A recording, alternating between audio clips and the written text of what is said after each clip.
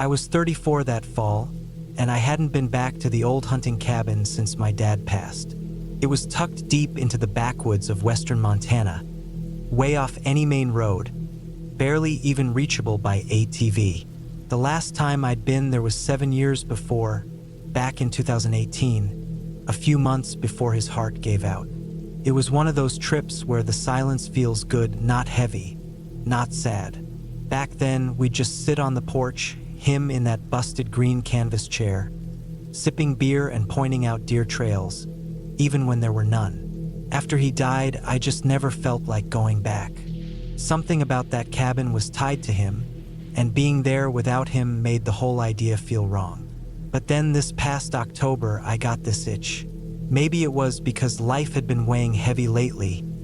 Too much noise in the city, too many people breathing down my neck at work. I hadn't held a rifle in years. I wanted that silence again. Real silence, not the kind you get behind double-pane windows with headphones on. So I decided to drive out. Alone. I didn't tell many people. My younger brother Mason knew. He thought I was crazy for going out by myself, especially with no cell signal out there. I had my reasons. I wanted time. Time to think. Time to clear my head. Time away from phones and deadlines and people asking for things. Just me, the woods, and a rifle. I left Missoula early in the morning, sun barely breaking over the hills. I drove 4 hours west, through valleys where fog clung to the tree line, across dirt roads that rattled my truck's suspension until I thought it might fall apart. I stopped once in a town called Troy to fill up and grab a few cans of soup, some jerky, and a bottle of bourbon to keep the nights warm. The last leg of the drive was rough. No pavement, no markers, just memories guiding me through turns that hadn't been touched in years. By the time I reached the cabin, it was late afternoon. The light had that amber glow you only get in October, filtering through thinning pine trees and bouncing off old rusted metal and damp wood. The place looked smaller than I remembered. The green roof was streaked with moss, and a few shingles had slid off into the grass. One shutter on the front window hung sideways, barely clinging to a rusted hinge. The porch sagged a little. Still, it was standing, and that was good enough. I parked a few yards away and cut the engine. The silence hit immediately. No cars, no humming streetlights, no people. Just wind and the occasional groan of tall trees stretching or shifting. It was quiet, but not peaceful. There was something off about it. Still, I brushed it off. I figured it was just me being on edge after so long away. The cabin door creaked the same way it always had. Inside, it smelled like dry wood, old blankets, and maybe a little mildew.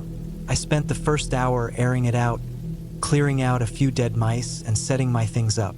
The rifle leaned in the corner by the wood stove. My pack went near the bed. I swept the floor even though it didn't make much difference. That first night, I sat outside with a flask of bourbon and just listened. Every little crack of a branch made me turn. It's funny how fast you forget the natural rhythm of the woods when you've been away too long. You forget how many things are always moving. Animals, wind, trees. Even the ground seems to breathe at night. I kept thinking I was hearing something bigger.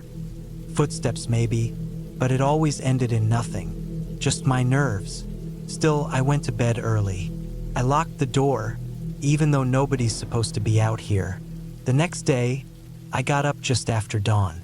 The air was cold and damp. I boiled coffee in an old tin pot over the wood stove, threw on my boots, and headed out.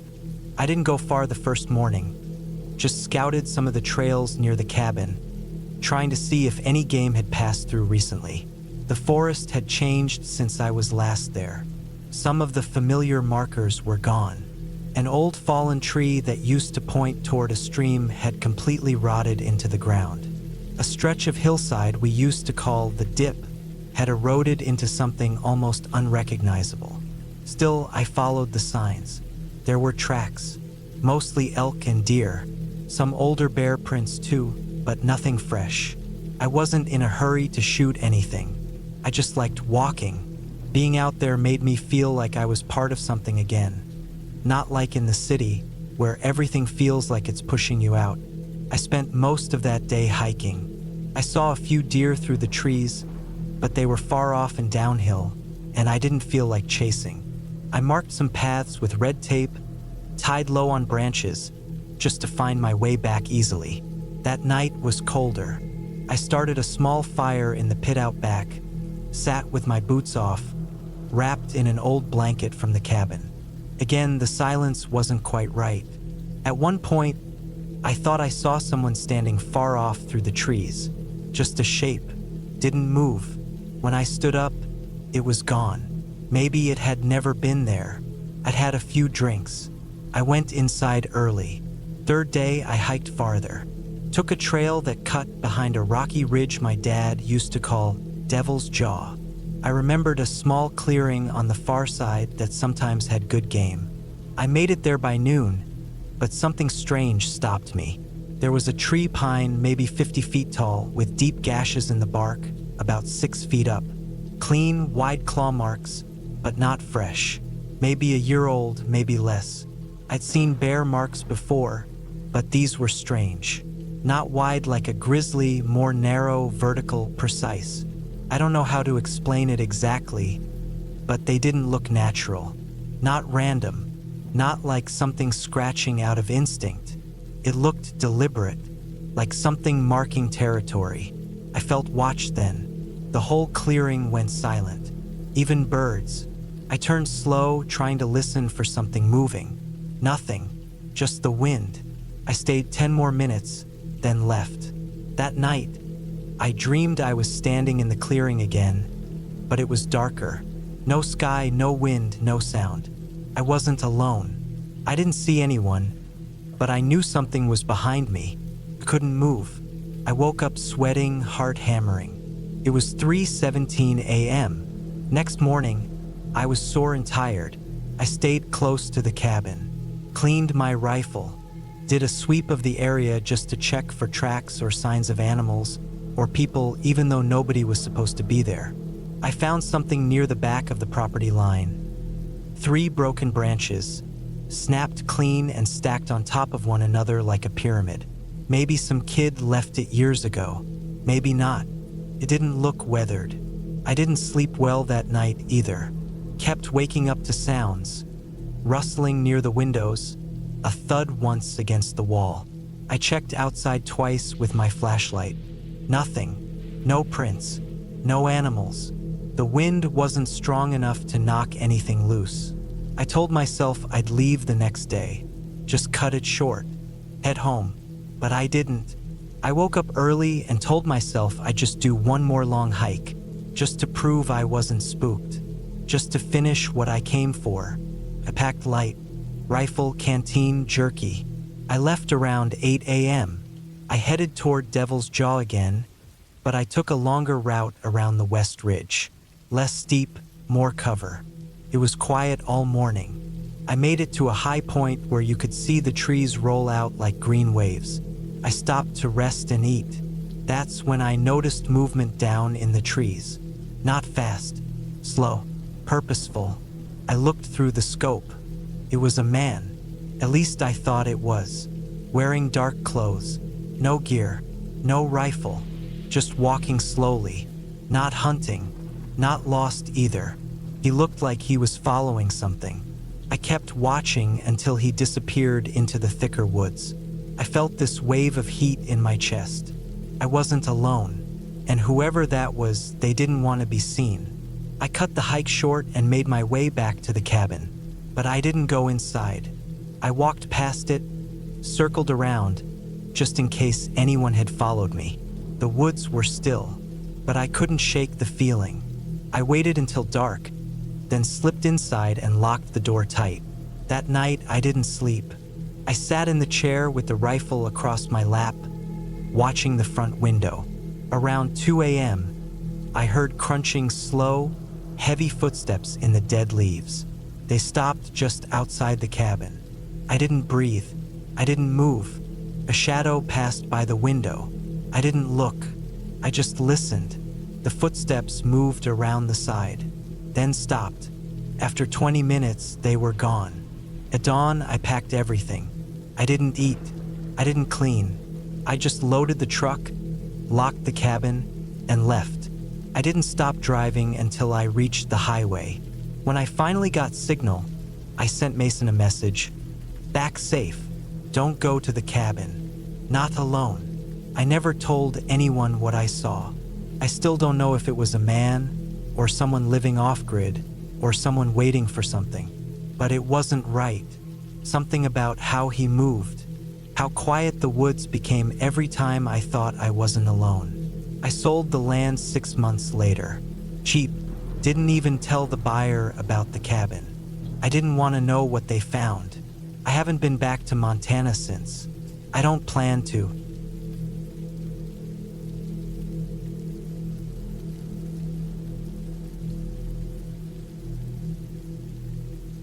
My name is David Kearns. I'm 43 years old. I grew up in Arizona, but I've been living up north in Idaho the past couple decades, working maintenance at a trucking yard outside Lewiston. The job's dull, the hours are long, but it pays enough. Most of my life has passed in quiet routines: work, rent, fixing junk in my garage, sleeping. Not much more to say about it. Last year, in the fall of 2023, I decided to take a week off for myself. No wife, no kids, and my closest friend had moved states years ago, so time off didn't mean much more than space to breathe. I thought I'd head out into the woods and just camp for a bit. Not the usual drive-up, campground style. I mean way out off-grid where it's just trees and quiet. I'd done solo camping plenty of times before, mostly short trips. This time, I wanted something a little more serious. I didn't want cell towers, paved trails, or other hikers walking by. I wanted to feel alone for real. There's a kind of clarity that comes when you're that far from everything. Not peaceful exactly, but sharp, focused. I thought I needed that. I knew of an old cabin up north, maybe 3 hours from where I lived. It wasn't mine. Belonged to some guy I used to work with named Carl, who died of a heart attack in 2017. The cabin sat in the woods just outside a decommissioned fire road near the Montana border, practically forgotten. Carl told me once that nobody ever goes there anymore, not even his kids.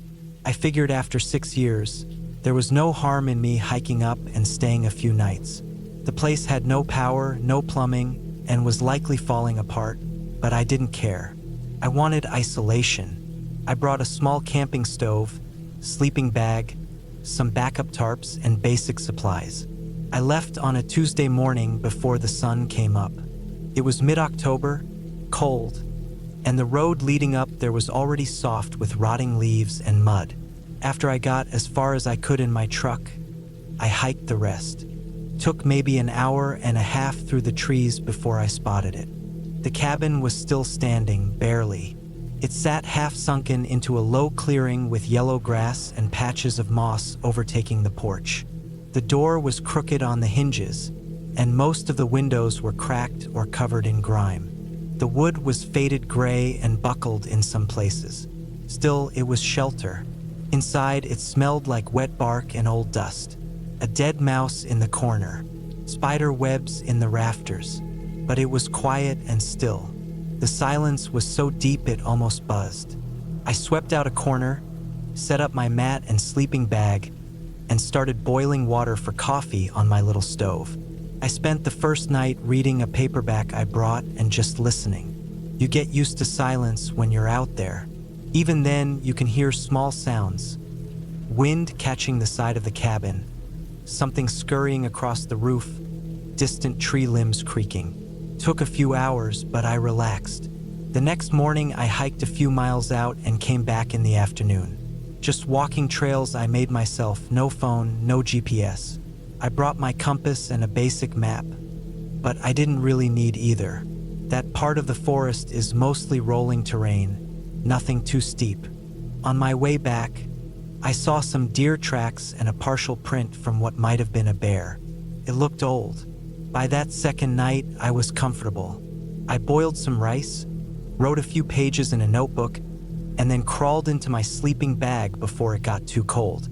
The temperature dropped hard after dark, somewhere in the 30s, maybe less. I lay there bundled up, listening to the wind again. But something started bothering me. Around 2 a.m., I woke up without knowing why. The kind of waking that isn't sudden. More like your brain pulls itself up slow, like it knows something's off. I didn't hear anything, but I felt it. I just had the sense that something outside had changed. I sat up, listening. There was no movement, no footsteps, not even wind. The kind of stillness where your heartbeat sounds too loud in your ears. Then I heard a branch crack. Not far, maybe 20, 30 feet from the side of the cabin. A single, sharp snap like someone stepped wrong. But that was it. I didn't hear anything else. I didn't move. I stayed completely still inside the cabin, just breathing shallow and staring at the wall like it would give me some answer. Eventually, I convinced myself it was an animal. Maybe a deer or elk, maybe even that old bear. I went back to sleep. The next morning was gray and colder. I walked around the cabin and checked for tracks. The ground was soft enough to show prints, and I saw some fresh ones in the wet dirt leading around the east side of the building. Human boots, it looked like. That didn't make sense. They were smaller than mine, but not by much. Worn flat, no tread pattern I recognized. I followed them maybe 30 feet into the trees, but then they vanished. I circled wider and found nothing. No camping signs, no gear, no fire pits, nothing disturbed. Just those few prints near the cabin and then nothing. Now I was on edge. It's not impossible that someone else had wandered up that way.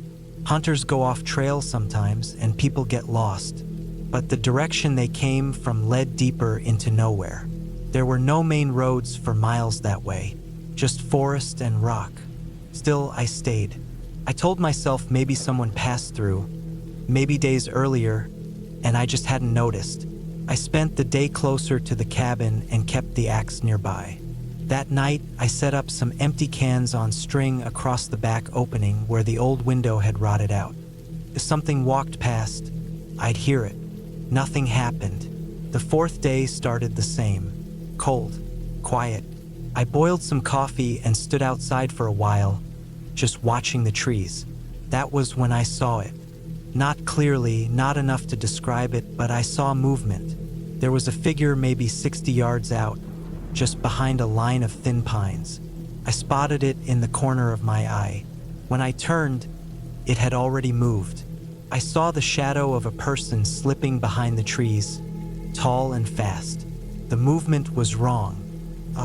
Not in a supernatural way, just wrong in how smooth it was, no stutter, no shuffle. It was like someone gliding quick without stumbling. And quiet, too quiet. I stood there for a long time after that, staring into the trees. I didn't go back inside for hours. When I did, I locked the door with a piece of wire and stacked a few boards against it. I didn't sleep that night. Every creak, every sound outside, I froze. I kept the axe beside my sleeping bag and sat awake, staring at the window where the cans were strung up. Around 3 a.m., I heard the cans rattle once. Just one soft clink. That was all. I stayed frozen, barely breathing. After that, nothing. The next morning, I stepped outside and looked at the string. Still intact. No prints. But I noticed something else. On the cabin's outer wall, low to the ground near the back corner, someone had carved a line. Just one straight scratch in the wood. Maybe 2 feet long, shallow but fresh. It hadn't been there before. I was sure of that. That was the final straw for me. I packed up everything as fast as I could, took down the string, rolled up my gear, and left without eating. I didn't even look back. The hike back to my truck felt longer. I kept hearing sounds in the brush, always behind me. A branch here, a light crunch there. Never close, but never far either. I didn't run. I just walked fast and didn't stop. When I reached the road and saw my truck still parked under the tree line, I felt some of the tension lift.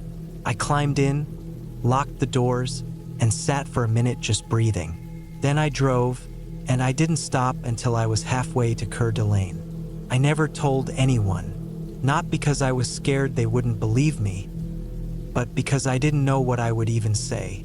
Nothing happened, technically. No one hurt me. Nothing chased me. Nothing appeared. I saw a shadow, heard a noise, found a print. That's it. But something was out there. I know it.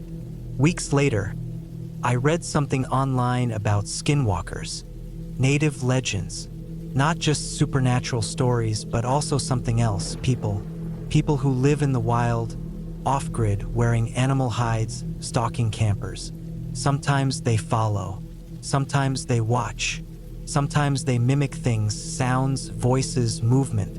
I don't believe in fairy tales. I don't believe in curses or shape-shifting monsters. But I do believe in people, and I know people can go bad. Some live in the woods their whole lives, invisible to the rest of us, learning how to stay hidden, how to hunt, how to scare. That's what I think happened. Someone was living out there, watching me, playing with me, moving just enough to let me know I wasn't alone, leaving signs, letting me find them. I don't go camping anymore, not off-grid, not alone, and I never went back to that cabin.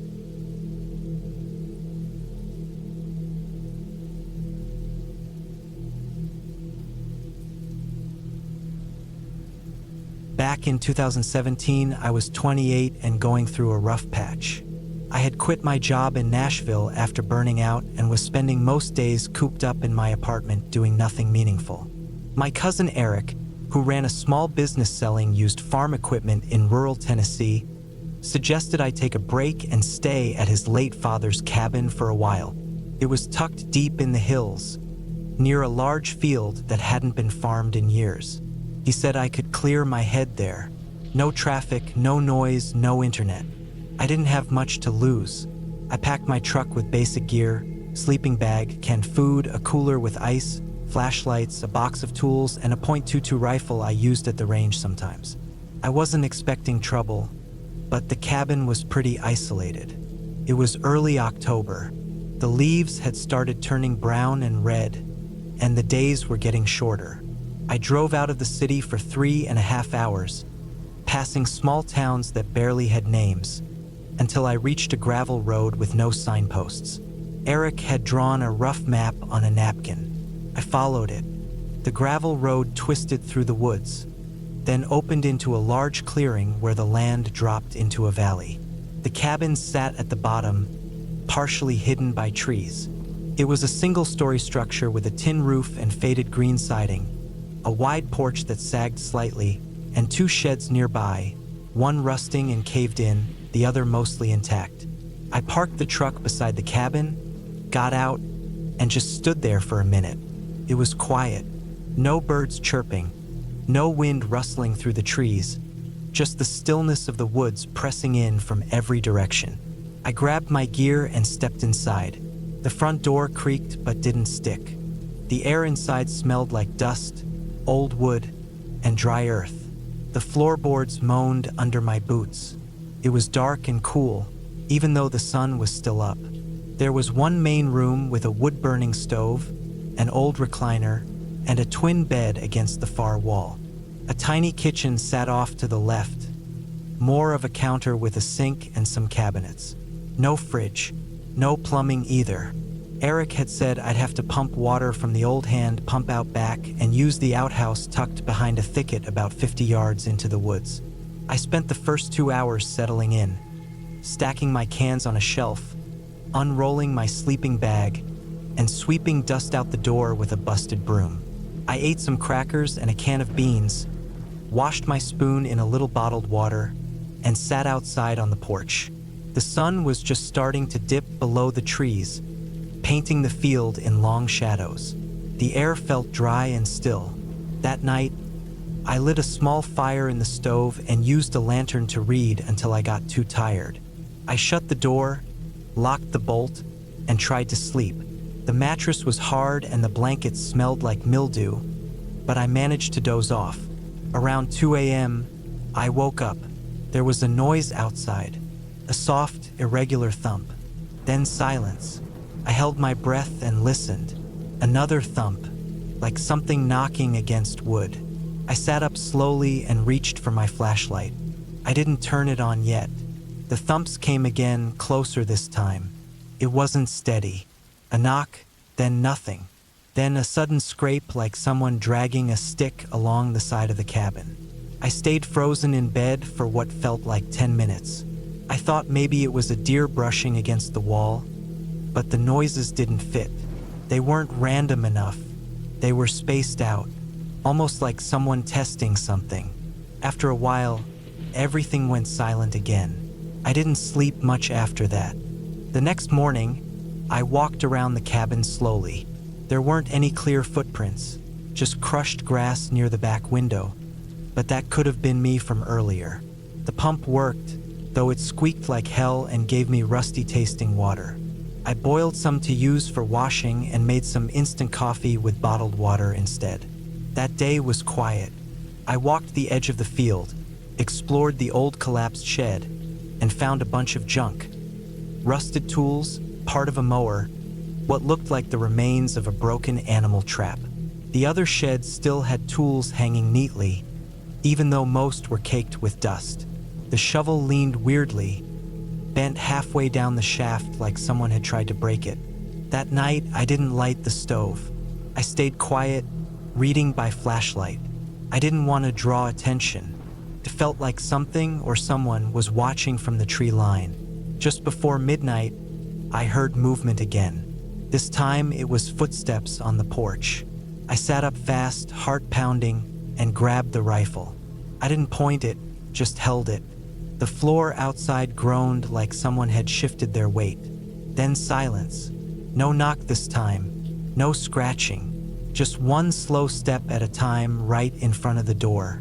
I aimed the flashlight through the window but didn't turn it on. I didn't want to give away my position inside. Eventually, the sound faded. It didn't walk off. It just stopped, like whoever was out there decided to stay put. I barely blinked until dawn.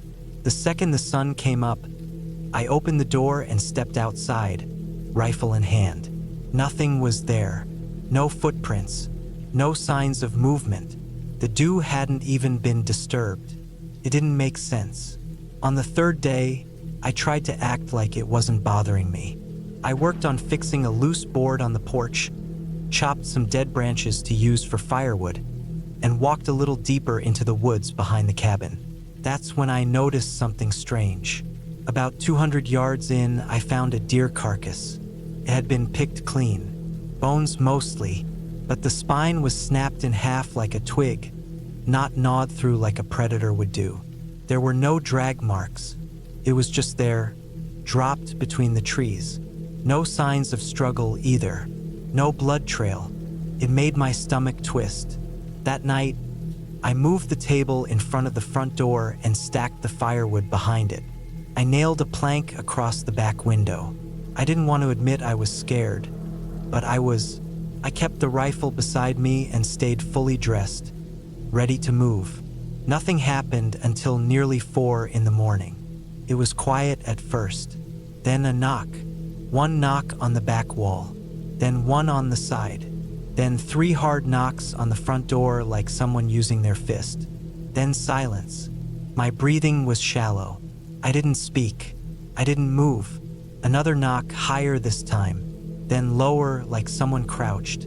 Then something I'll never forget. The sound of someone dragging what I swear sounded like a rake across the cabin's siding. Slow, steady, right to left, left to right. Then it stopped, and then I heard breathing. Not mine, just on the other side of the wall. I didn't sleep. I just sat in the chair gripping the rifle until sunlight started creeping through the window slats. I walked the perimeter again when it was fully bright. Still no footprints, but the wood siding showed faint, fresh scratches, like something had dragged across it. I tried telling myself it could have been an animal, maybe a bear, but they don't knock. They don't move that slowly. By the 4th night, I was running low on food and my nerves were shot. I decided I'd stay one more night, then leave in the morning. I packed most of my gear in the truck, filled the tank from the spare gas can, and left just enough supplies in the cabin to get through the night. Then I hiked to a ridge half a mile away to see if there was cell signal. Nothing. That night, it all escalated. It started with a bang on the roof, like someone jumped onto it from a tree. I aimed the flashlight through the boards but saw nothing.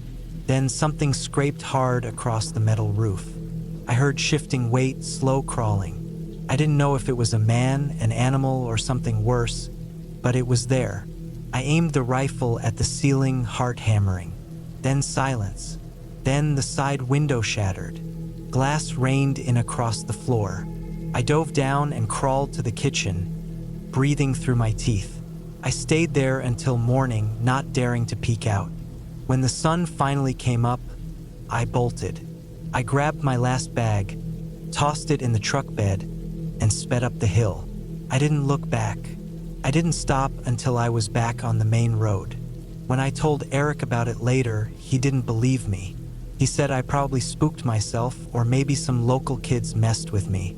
I asked him if anyone lived near that cabin. He said the nearest neighbor was 6 miles out, and that no one had been on that property since his dad passed. I never went back. I don't think Eric did either. It wasn't ghosts or monsters. It was someone. A real person, someone who knew I was out there alone, someone who took their time, someone who didn't speak, didn't show their face, just waited night after night, testing the walls, learning my schedule, getting closer. I don't know what they wanted.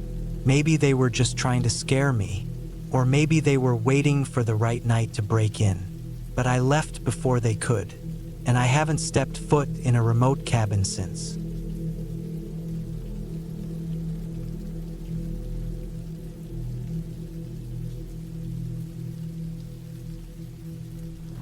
It was the fall of 2003 when I made the decision to spend a few nights alone at a small cabin up in the Appalachian foothills near eastern Tennessee. I was 32 at the time, burned out from a long stretch of work, trying to get my head straight after quitting a job I hated and walking away from a 5-year relationship that had turned cold in the final months. I didn't want to talk to anyone. I just wanted to be away, off the grid for a while, with no cell service, no distractions, just the trees and silence. The cabin belonged to a distant uncle who passed away a few years earlier. It had been sitting and used ever since. My mom told me I could use it anytime I needed. The only thing she warned me about was that it was a little rough and that it sat next to a small graveyard. Not some huge commercial cemetery, just a little plot of land with maybe 24 graves, old ones apparently dating back to the early 1900s. I didn't really care. Dead people never bothered me. It was the living I needed a break from. I left Knoxville in the early morning and drove for about 3 hours, taking winding roads into the hills, through little forgotten towns and patches of woods that looked like they hadn't seen a person in weeks. I had packed light, a small cooler with some meat, water bottles, canned food, a propane lantern, some extra batteries, and a .22 rifle just in case. Not that I expected any trouble, but you never know when you're out there by yourself. The cabin was hard to spot from the road. The dirt path leading to it had mostly been reclaimed by weeds and vines, and I had to reverse and try again just to find the turnoff. It was just a single-room structure, built out of dark, weathered wood, with a little front porch and a tin roof that looked like it would rattle in the wind. No electricity, no running water, but I had known that going in. Just behind it, maybe 30 or 40 feet into the woods, was the graveyard. It sat in a clearing, the graves scattered and uneven, some tilted at odd angles, stones cracked or leaning. There was no fence or boundary, just mossy ground and a rusted iron gate lying off to one side, half buried under leaves. A few stones had names still readable, though most were faded or covered in lichen. I walked through it briefly just to look. I didn't feel anything strange or spooky, just quiet. That first day, I spent the afternoon cleaning the cabin up, swept the floor, wiped down the little wooden table, cleared cobwebs from the corners. I checked for mouse droppings or wasp nests but didn't find much, just dust and old air. I set up my sleeping bag on the cot, laid out the cooler, and checked that the windows shut tight. It was warm that day, maybe in the high 60s, but it would drop at night. Around sunset, I lit the lantern and sat on the porch with a sandwich. I didn't hear much. No cars, no dogs, no people. Just crickets and the occasional snap of a branch in the woods. After dark, I stayed inside. I read for a while by lantern light and drifted off early.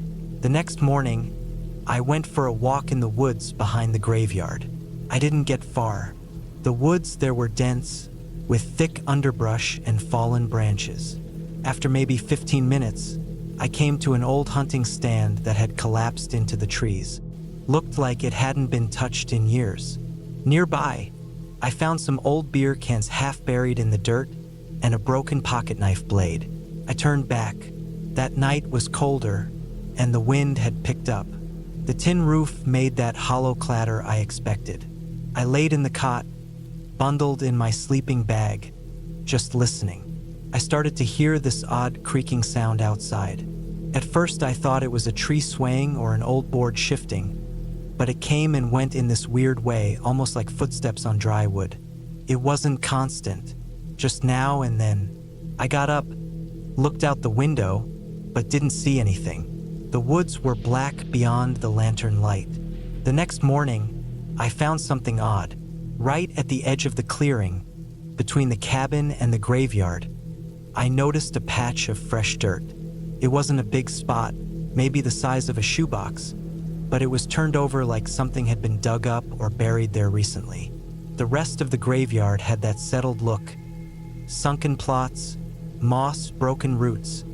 But this one spot looked disturbed. The soil was darker, loose. No shovel marks, just rough digging like someone used their hands or a stick. I crouched near it and poked at it with a stick. The soil moved easily. I dug a little, curious. Just a few inches down, I hit something hard. At first I thought it might be a rock, but when I cleared more dirt, I saw it was a box. A small wooden box. No markings, just plain old wood. It looked handmade, nailed shut. I didn't open it. Something about it made my stomach twist. Covered it back up and walked away. That night I couldn't sleep. I kept thinking about the box. Who would bury something behind a cabin right next to a graveyard and not mark it? Was it some old keepsake? A family thing? A pet? I didn't know, and the not knowing started to get under my skin. Every little sound outside made me sit up. At one point, around midnight, I swear I heard movement behind the cabin. Not an animal, not wind, something stepping lightly through the leaves. I held my rifle close and waited in the dark. It eventually stopped. The next morning, I was dead tired. I went out and walked a wide loop around the cabin. No tracks, but the leaves made it hard to tell. That patch of disturbed dirt hadn't changed. I considered digging it up all the way, but I couldn't bring myself to. Something about it just felt wrong. On the fourth night, it rained. Cold, steady rain that started around dusk and didn't stop. I sat inside with the lantern and a can of chili and listened to it ping off the roof. The woods were silent except for the rain. It was sometime after midnight when I woke up again, this time to a sound I hadn't heard before. It was a dragging noise, slow, bit, like something being pulled through the leaves and mud just outside the window. It moved from the side of the cabin toward the back, then stopped. I sat up, heart thudding, trying to breathe quietly. The lantern had gone out. I didn't dare light it. I just sat there in the dark, holding the rifle, trying to make sense of what I'd heard. It didn't come back. At dawn, I checked. Nothing. No signs. No drag marks. No footprints. That was the most unsettling part. The ground was soaked, soft. Something should have left a mark. I packed my things that morning. I had planned to stay a full week, but I decided 4 nights was enough. The weird sounds, the strange box, the feeling of being watched. I told myself it was probably animals or my mind playing tricks. But the truth was, I didn't feel alone out there anymore.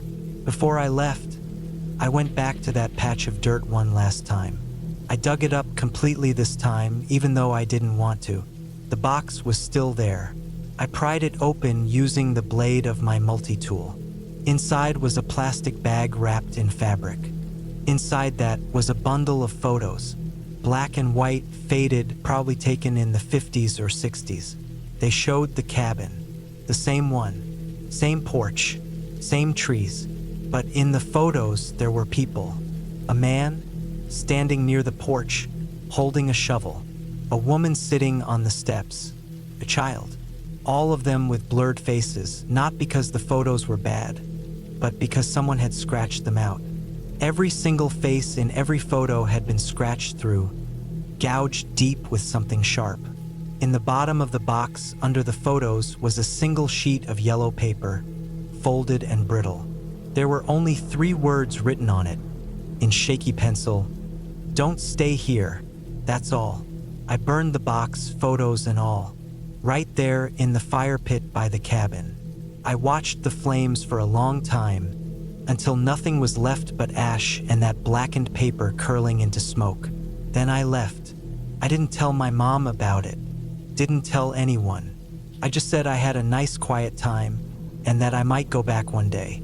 But I won't. That place didn't want me there. I don't know what happened out there decades ago. I don't want to know.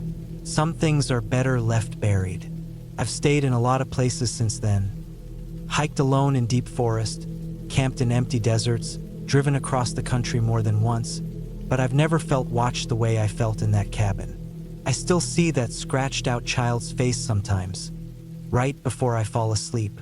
And when I hear creaking wood in the night, I check the windows now. Every time, just in case. Because whatever was behind that graveyard, it might not have followed me home, but I'm not stupid enough to ever give it a second chance.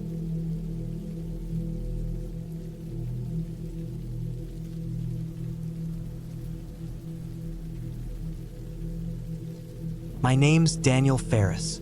I was 34 when this happened, back in late 2017. I'd been working construction for a company out of Lexington, Kentucky, mostly doing roofing jobs and siding work.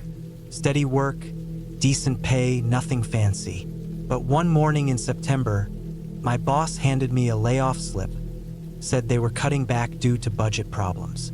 No warning, no severance. Just like that, after almost 9 years.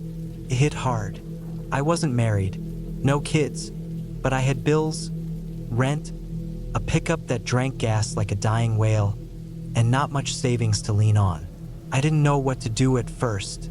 Spent a few weeks on the couch, scrolling job boards and drinking too many beers at night. Depression crept in fast. I needed to clear my head, get away from town. That's when I remembered an old cabin that belonged to my dad's cousin, up in the hills of eastern Tennessee, near Tellico Plains. He'd passed away a couple years earlier and left it abandoned. No one in the family touched it since. It was deep in the Cherokee National Forest area, tucked in woods that didn't see many people. My dad told me once it was peaceful, but too damn quiet. I packed up my truck one Thursday morning in October. Just some canned food, water jugs, a sleeping bag, a tarp, my old .22 rifle, a cooler, and a couple flashlights, and I drove out. Took about 4 hours of winding highways and narrow roads before I reached the dirt track that led to the cabin. Trees closed in thick on both sides. No cell signal. No signs of other houses for miles. The track was washed out in places, covered in leaves and sticks. I drove slow, avoiding the deep ruts. Eventually, I came around a bend and saw it. The cabin sat up on a small rise above a dried creek bed. Dark, weather-beaten wood, a sagging porch, tin roof rusted in spots. One window was cracked, and the front door hung slightly open. I parked and just sat for a while, engine ticking, listening to the silence. It was cold, the kind of cold that settles deep in your clothes even when you're moving.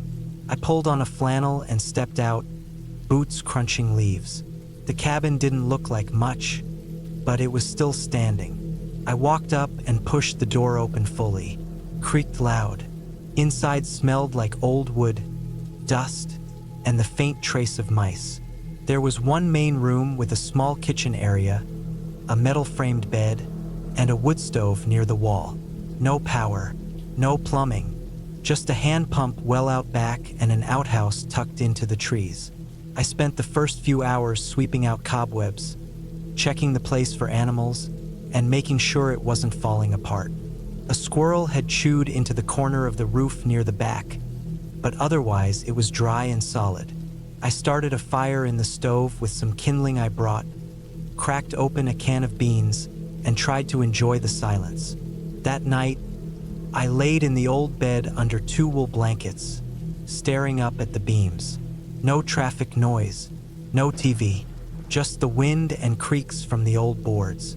Should have been relaxing. Instead, it felt like something was missing, like I'd stepped outside the real world into a place where time didn't move. Around midnight, I thought I heard something outside, a light snap of branches, then another. I sat up, heart racing.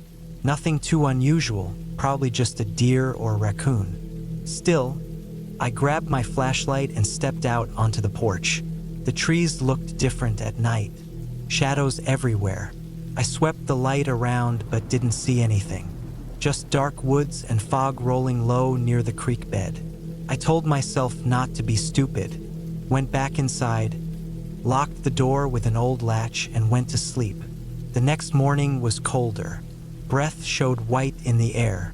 I boiled water on the wood stove and made some instant coffee. The silence stuck with me. It was like the whole forest was holding its breath. No birds, no bugs, just trees creaking. I spent the day stacking firewood, patching a hole in the roof with some tarp, and walking the area. Found some old traps rusted near the creek and a pair of boots half buried under leaves behind the outhouse. That gave me pause. They weren't mine. Worn down, muddy, and old, but still there. No reason for them to be just sitting there. I picked them up and tossed them in the woods. That's when I noticed something else. Tracks, human ones, leading from the backside of the outhouse into the thicker woods. They weren't mine, too wide and deep, and they weren't fresh, just enough left behind to be noticed under the dead leaves. I tried to convince myself they were old, maybe from my dad's cousin years ago, but that didn't sit right. Why would he walk barefoot or in socks out here and leave boots behind? That night, I didn't sleep as well. Woke up twice. First time was from a noise like a cough outside. Second time was from what sounded like something tapping the side of the cabin, like a stick hitting the wall. I stayed still in bed, barely breathing. The tapping went on for maybe 30 seconds, then stopped. Morning came with a thick mist. I stepped outside and looked around the cabin. On the far wall, I found 3 long scratch marks. They looked deliberate, not claw marks from an animal. I checked my rifle, made sure it was loaded, and kept it close all day. That evening, I built a fire pit and cooked some beans outside just to keep my mind busy. I felt watched. Every time I looked up into the woods, it was like something ducked just out of sight. But there was nothing, just endless trees. When it got dark, I went inside early and blocked the door with a chair. I kept the rifle next to the bed. Sleep didn't come easy. I must have dozed off around midnight. Then I woke up again. This time it was footsteps, clear, crunching leaves, moving slowly around the cabin. I didn't move, just listened. One step, then another, then it stopped. I held my breath. Then something tried the front door. It didn't knock. It didn't pound. Just a slow jiggle of the handle. Then silence. I laid there for what felt like an hour. No more noises. Eventually, the first light of dawn came through the cracked window. I went outside with the rifle, heart hammering. There were tracks in the frost. Bare feet. Human. They circled the cabin twice and led back into the trees. I followed them a bit, maybe 50 yards. Then they disappeared near the creek. I wanted to leave right then, but my truck wouldn't start. I had power the day before, but now it clicked and sputtered. Battery was fine, gas was in it. No reason it shouldn't run. I checked under the hood but saw nothing obvious. I was stuck. The next 2 days were worse. More noises at night, more tracks. A rusted knife was left on the porch one morning, just sitting there, blade up. On the second day, I saw someone.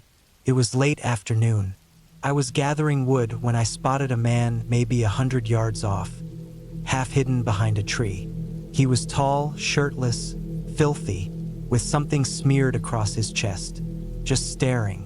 I raised the rifle and yelled, but he didn't move, just slowly stepped back and vanished into the woods. I didn't sleep that night, sat by the window with the gun all night, staring into the trees. I thought about walking out, but the nearest road was miles away, and I wasn't sure which direction was safest. No cell signal, no help. That night, something screamed in the woods. Not an animal, not a coyote.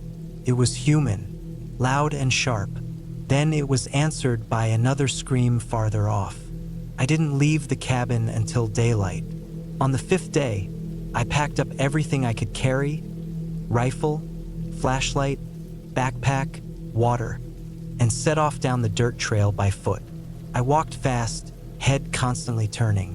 I felt like something was behind me the whole time. About a mile in, I saw another cabin off the trail. Smaller. I don't know if it had always been there. It looked newer than mine. Smoke was rising from a chimney. I didn't go near it. I kept walking. Eventually, after what felt like half the day, I reached a paved road. A park ranger truck drove by a few minutes later, and I flagged him down. Told him my truck had broken down at an old family cabin. Left out the rest. He drove me back into town. I never went back. A few months later, I got a new job doing warehouse work outside Knoxville. Stable, boring, but I didn't care. I sold the truck, moved to an apartment, slept with the lights on for a while. I looked up the property records for the area near the cabin once. Found a police report from 2012 about a missing hiker last seen near Tellico Plains. No body, no suspects, no answers. There was a handwritten note attached in the file's scanned image. It said, * strange campsite found. Bones, symbols on trees. Too degraded for DNA. No match. * I didn't read further. I don't know who or what was in those woods. I don't think it was just one person. But I do know this, whoever it was, they weren't out there to live. They were out there to watch. And maybe wait.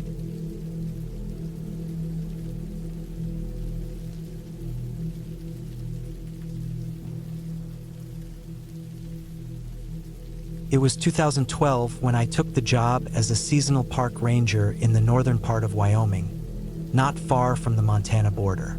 I was 34 then, divorced for a couple of years, and tired of working in construction jobs that left my back sore and my skin burned by the end of the day. I wanted peace, space, and quiet. I'd grown up around forests and mountains and always loved being outdoors.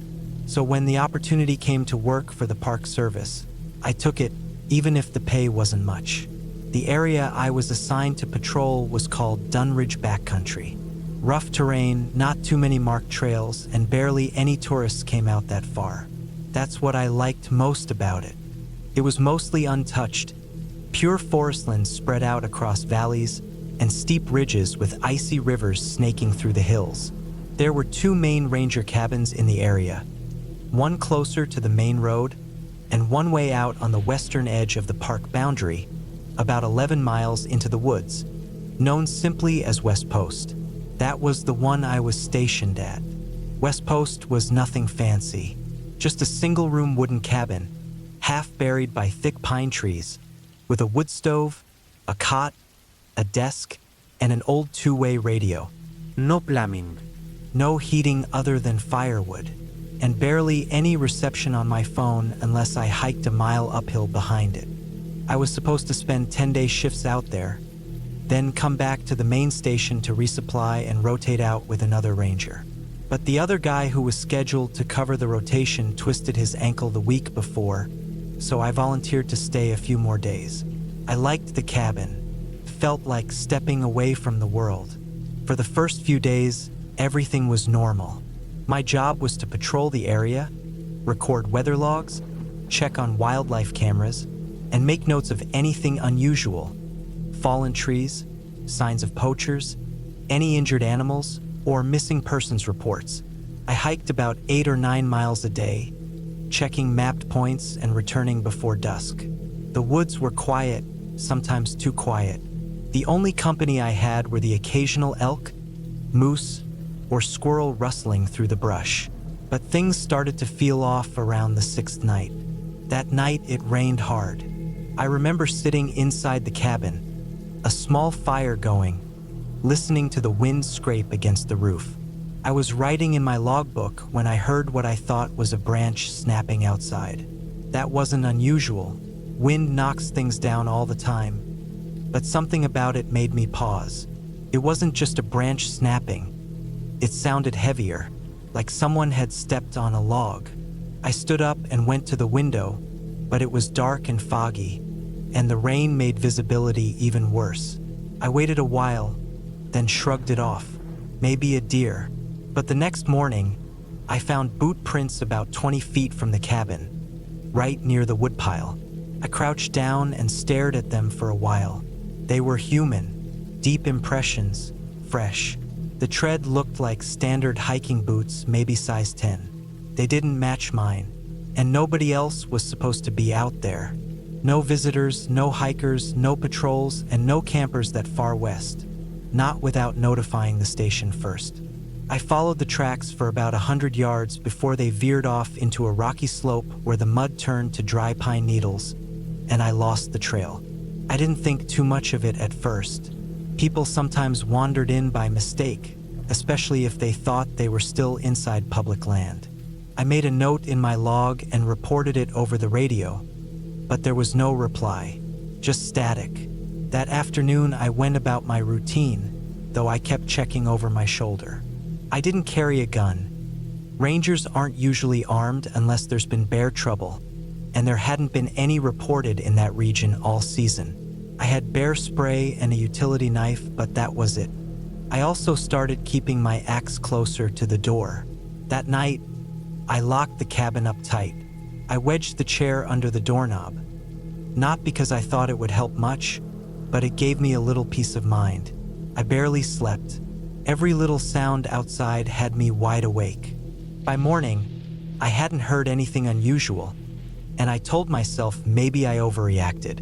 But when I stepped outside, I froze. The woodpile had been moved, not just disturbed. Someone had dragged half of it off the tarp and scattered pieces like they'd been looking for something. I stared at it, trying to make sense of it. No animal did that. A bear wouldn't pull logs out one by one. And if it had been a human, why do it and not take anything? I walked around the cabin in a slow circle. Then I saw it. On the far side of the structure, right where the cabin wall met the dirt, I spotted what looked like a freshly dug hole.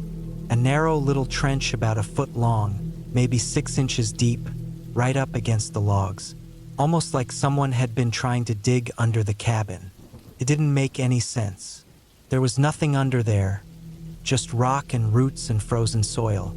I remember standing there for a long time just staring at the hole. Then I filled it in, checked the rest of the clearing, and did a wider patrol loop out to the ridgeline. Nothing. No sign of anyone. No new tracks. No gear left behind. It was like whoever had been there disappeared into the trees. That night, I didn't sleep at all. I sat inside with the fire low, my back to the wall, the axe across my lap. Every now and then I'd think I heard something outside. A faint scraping sound, a soft crunch. But when I peeked out the window, I never saw anything. It got worse the next day. The trap camera I had set up about a mile out one meant to capture wildlife movement, was missing. Not knocked over, gone. The mount was there, and the strap was still hanging loose, but the camera itself had been removed. Cleanly. I started to feel something I hadn't felt in years. Unease that sank deep into my gut. I'd worked jobs on construction sites in dangerous neighborhoods. I'd done fire cleanup after storms. But this was different. The forest felt wrong, like something had changed in the air. I thought about hiking out to the road, but it was a full day's hike, and I didn't want to leave the cabin unsecured. I figured I'd stay one more night and head out at first light. That night, it all came to a head. It was around 2 a.m. when I heard the sound again. Footsteps. This time slow, deliberate. I sat up in the dark, my heart pounding. The fire had burned low, and the inside of the cabin was cold. I reached for the axe, crept to the window, and looked out. Moonlight spilled across the clearing, and just at the edge of the trees, I saw someone. They were crouched near the woodpile, not moving, just squatting like they were waiting for something. I stayed frozen in place, watching. They didn't have a flashlight. No hadlam. No visible pack. Just dark clothing and stillness. After maybe a minute, they stood up and started walking toward the cabin. I backed away from the window. My hands were shaking. I moved to the door as quietly as I could and braced it with my shoulder. I didn't breathe. I just stood there and listened. Whoever it was came right up to the porch. I could hear the boards creak under their weight. Then nothing. No knock. No rattling. Just silence. And then, after what felt like hours, footsteps again, this time fading away into the woods. I didn't sleep the rest of the night. When daylight finally came, I packed everything. I didn't even eat breakfast. I strapped my gear to my back, locked the cabin, and started hiking out toward the access road. I made it about halfway when I heard something behind me, far off, but distinct. A single crack like a branch being snapped on purpose. I picked up the pace. By late afternoon, I reached the ranger station and went straight to the supervisor's office. I told them everything. The tracks, the woodpile, the missing camera, the figure outside the cabin. They took it seriously. The Park Service sent a team out the next day to investigate. Here's the part that never made sense. They found signs of someone camping near the ridge about 2 miles from the cabin. Makeshift shelter, old food wrappers, and a pair of worn boots that matched the prints I saw. But no person, no ID, nothing traceable. And worse, under the floorboards of the cabin, when maintenance checked the structure, they found a small space had been hollowed out in the dirt. About 3 feet wide, maybe 18 inches deep. Empty. Someone had been crawling under the cabin. No one could explain it. Maybe a squatter. Maybe someone hiding out for God knows how long. Maybe someone not right in the head. They didn't steal anything. They didn't try to hurt me, but they watched, got close, dug holes under the walls. They replaced the floorboards, patched up the cabin. But I never went back to West Post. I stayed on for the season, but I was transferred to the main station closer to the highway. It's been over a decade since then. I've had other ranger jobs. I've worked in Arizona, Washington, and even parts of Alaska. But I still think about that cabin. I think about the logs scattered across the dirt, the missing camera, the figure on the porch, and I always wonder what would have happened if I'd opened the door.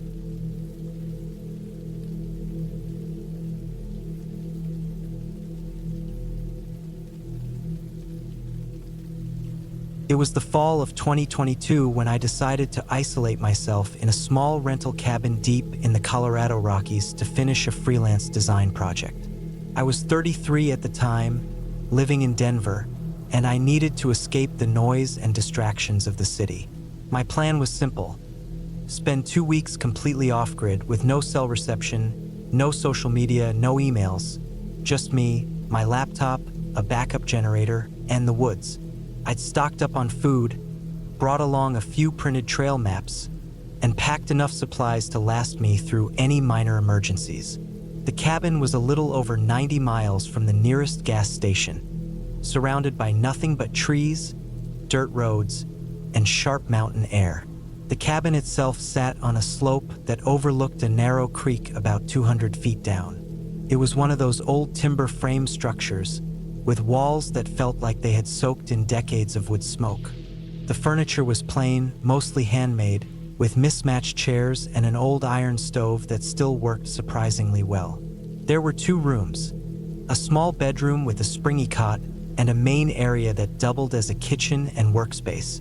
No plumbing, just a hand pump out front and a compost toilet about 20 yards away near a thinning part of the tree line. It was exactly what I wanted. Quiet, still, private. The first 2 days were peaceful. The cold bit early in the morning, but I had layers and kept the stove burning when needed. I spent the days working on my project and the evenings sipping tea, reading, or just walking around the woods close to the cabin. There were no trails, just a few faint game paths and the sound of birds. By the 3rd night, I'd settled into a rhythm. On the 4th day, things shifted. It was little stuff at first. I noticed a few boot prints around the hand pump in the morning. They weren't mine. I always wore thick, insulated hiking boots with a distinctive wide sole.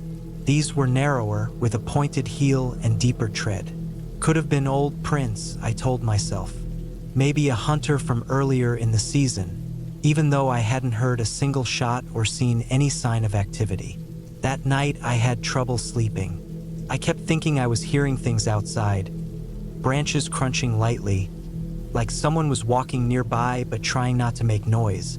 But every time I got up and stepped outside with my flashlight, I saw nothing. I checked all around the cabin. The leaves and underbrush were undisturbed.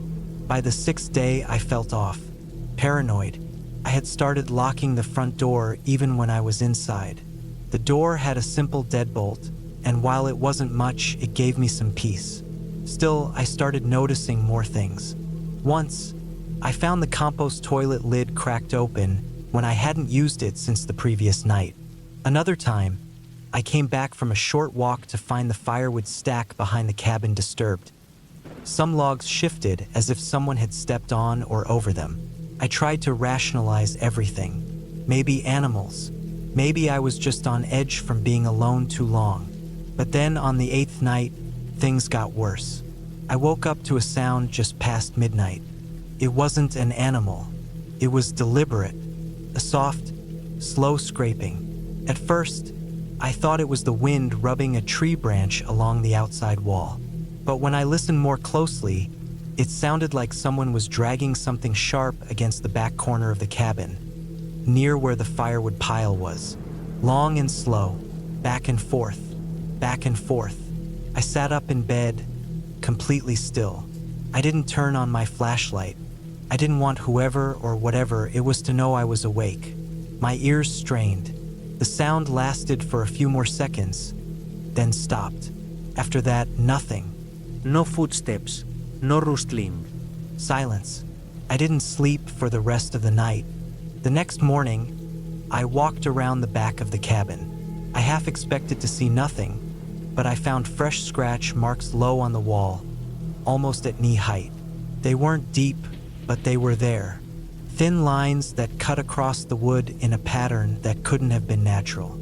It looked like someone had taken a knife or metal rod and dragged it slowly, then changed direction halfway through. They were fresh too. The wood underneath was brighter and hadn't weathered like the rest of the cabin siding. That's when I decided to keep a hatchet on me. I wasn't expecting to use it, but having something in my hand, something heavy and solid, helped me feel a bit less exposed. I started making a habit of circling the cabin every few hours. Once in the morning, once in the late afternoon, and once before bed. I was keeping an eye out for new footprints or disturbances, anything that would confirm that someone was out there. For the next 2 days, everything stayed calm. It almost felt like I had imagined it. But on the 11th night, I heard the sound again. This time it came from the front porch. I was sitting in the main room, trying to read with a flashlight balanced on a chair next to me when I heard the softest thump. Then another, like someone stepping carefully onto the wood of the porch. It was slow, heavy, almost thoughtful. I turned the flashlight off instantly. The fire in the stove had died down, so I was sitting in almost total darkness, my heart pounding. I held the hatchet in my hand and listened. The steps didn't continue. They just stopped. Then I heard the soft click of the door handle moving. It wasn't locked. I had forgotten. I leapt up and slammed the deadbolt just as the door began to creak open half an inch. My hand hit the lock, and I heard the door press against the frame, held shut by that single bolt. Whoever was outside didn't move. They didn't speak. Just silence. I didn't move either. I stood there with my ear to the door for at least 10 minutes, hatchet in one hand, flashlight in the other. Nothing. Finally, I heard one step backward, then another, then a third, then nothing. I didn't sleep. When the sun came up, I stepped out and saw it. Footprints. Clear ones this time. Deep, fresh, and close. They came from the tree line, across the clearing, onto the porch, and then back again. I followed them as far as I could before they disappeared into the woods. They weren't mine. The tread was too narrow and too long. Probably a man. The right print had a worn heel. The left was more intact. That was the moment I knew someone was out there. Not a bear, not a deer. Person. Watching me. Waiting. I wanted to leave, but I still had 3 days left. I couldn't abandon the project. I convinced myself it was just some messed up mountain squatter or loner who didn't mean harm. Maybe he thought the cabin was empty. Maybe he was just curious. But the next night broke me. Around 2 a.m., I was in bed with the hatchet close, flashlight ready, and my boots on. I hadn't taken them off since sundown. I heard the footsteps again, only this time they circled the cabin. I counted them, 23 steps. They paused at each window. I couldn't see him, but I knew he was there. He stopped behind the cabin for a long time. That's when I heard something soft, like a whisper, but I knew I couldn't be hearing it clearly. My mind was racing. I clenched the hatchet so tightly that my hand cramped. Then silence again. I stayed frozen until morning. To first light, I packed everything. I didn't even finish my last few work files. I left some food behind, even a few clothes. I just shoved what I needed in my backpack, grabbed my bag, and started walking the 3 miles back to where I had parked the truck down the old dirt trail. I kept checking behind me the whole time. When I reached the truck, I saw a small piece of paper tucked under the windshield wiper. It was folded twice, thin and white. My name was written on it. My actual name, first and last. The paper was blank inside. I didn't report anything. I didn't tell anyone, not even the property owner. I just deleted the listing and finished my project from home. For a long time after, I had trouble sleeping. Every bump at night, every creak in the walls made me jolt awake. To this day, I don't know who it was. A local? Someone who had been watching that cabin for years? A squatter who didn't like strangers? I never went back. I never rented another cabin. Now, whenever I need to get away, I just stay in a motel. Somewhere with people. Somewhere with cameras. Somewhere with locks that aren't just old wood and rusted bolts. And I never leave the door unlocked. Not even for a minute.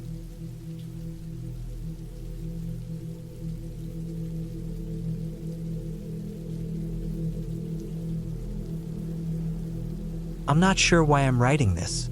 Maybe I just want to get it all out. Maybe if I put it into words, I can stop seeing it every time I close my eyes. It's been 5 months now. The nights are still the worst.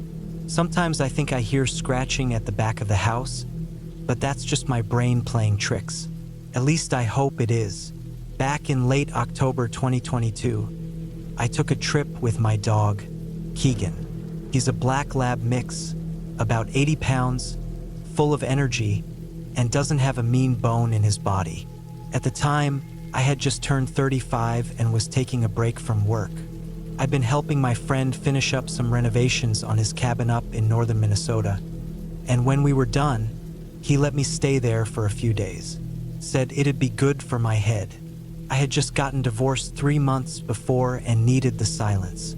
The place was out near Itasca State Park, but not inside it. Just outside the town of Lake Alice. Far enough that I didn't see a single person for the first 2 days. It sat back about a mile from the closest road, surrounded by thick pine forest. There were no neighbors, no cell service, and the electricity came from a small solar setup on the roof. It wasn't a fancy cabin, just 1 bedroom, a small kitchen, and a screened-in porch, but it was solid. No rot, no animals inside. The kind of place that's quiet enough to make you realize how noisy your life really is. I arrived early in the morning. The air was cold, and I had to wear gloves while unloading the truck. Keegan ran around like a maniac, snorting at the frost on the tall grass and chasing squirrels that were way too fast for him. I remember thinking I could finally breathe again. For the first time in months, I felt like I had room in my chest. The first 2 days were peaceful. I spent my time hiking around the woods behind the cabin, chopping firewood, and trying to cook with whatever I had packed into the cooler. At night, I'd sit on the porch with Keegan at my feet, sipping whiskey and listening to the wind rustle the trees. Every now and then, I'd hear coyotes in the distance, but nothing ever got too close. On the 3rd day, things started feeling off. That morning, I noticed Keegan wouldn't go into the woods behind the cabin. That was strange because up until then, he loved sprinting through the trees and bounding over fallen logs like a deer. But on that day, he stopped at the edge of the tree line and stood still, staring straight ahead. I looked where he was looking, but I didn't see anything. Just the same trees, moss, and underbrush that had been there since I got there.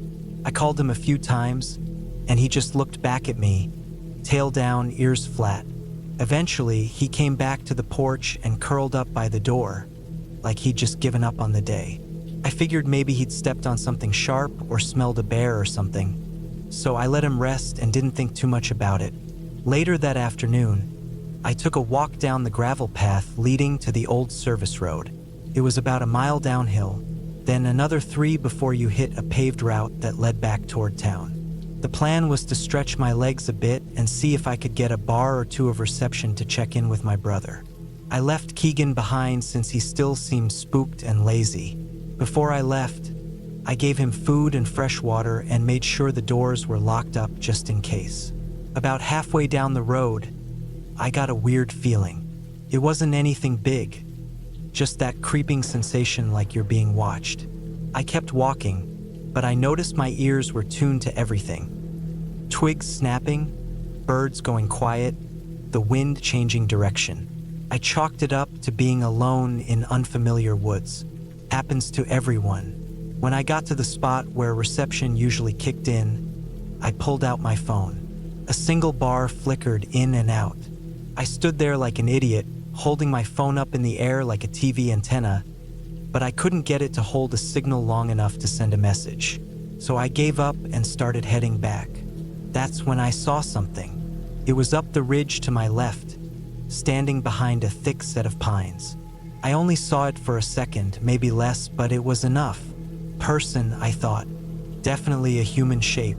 Tall, lean, wearing something dark, like a hoodie or jacket. But the weird part was how still it stood. No movement, not even a shift in weight, just motionless. And the second I turned my head to look directly at it, it was gone. I stood there for a good 10 seconds, scanning the woods. Nothing, not a sound. Eventually, I convinced myself it had just been a tree or shadow. I walked back a little faster, though. When I got back to the cabin, Keegan was pacing by the door. His water bowl was flipped over. That dog never did that. I unlocked the door and stepped inside, and he rushed past me to sniff the porch, then bolted around the side of the cabin toward the back. I followed, heart beating fast, but there was nothing there, just pine needles and damp leaves. I didn't see any footprints or broken branches, nothing out of the ordinary. That night I couldn't sleep.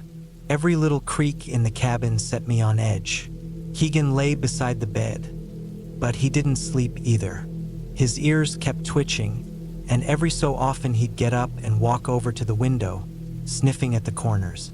Around 2 a.m., I finally dozed off. At some point, I had a dream, I think it was a dream, about footsteps outside the window. Not running or stomping, just slow, crunching steps in the leaves. I heard them circle the cabin once, then again, 3 times, always in a slow circle. Then they stopped right outside the bedroom wall, maybe 5 feet from my head. I sat up fast, wide awake, heart pounding like a drum. Keegan was already staring at the window, his body stiff. I didn't hear anything then, just the wind, just my own breathing. The next morning, I found something strange behind the cabin. There was a shallow mark in the dirt, like someone had dragged a stick or metal rod in a long curved line. It started by the window and went around the cabin once before vanishing into the woods. I stared at it for a long time. It didn't look like an animal trail. It didn't match any pattern I could recognize. I packed up that day. I had planned to stay another 3 nights, but something in me said to get the hell out. I loaded the truck, tossed Keegan's stuff in the passenger seat, and did one last check of the property. That's when I noticed the tree. About 20 yards from the cabin, back in the woods, one of the bigger pines had long, deep scratches in its bark. For long lines, evenly spaced, running down from about 7 feet high to the base. No bear had claws like that. They were too clean, too narrow, like someone had taken a metal rake and dragged it down hard. I didn't bother inspecting it. I drove straight out, didn't even stop to eat until I was 2 hours away.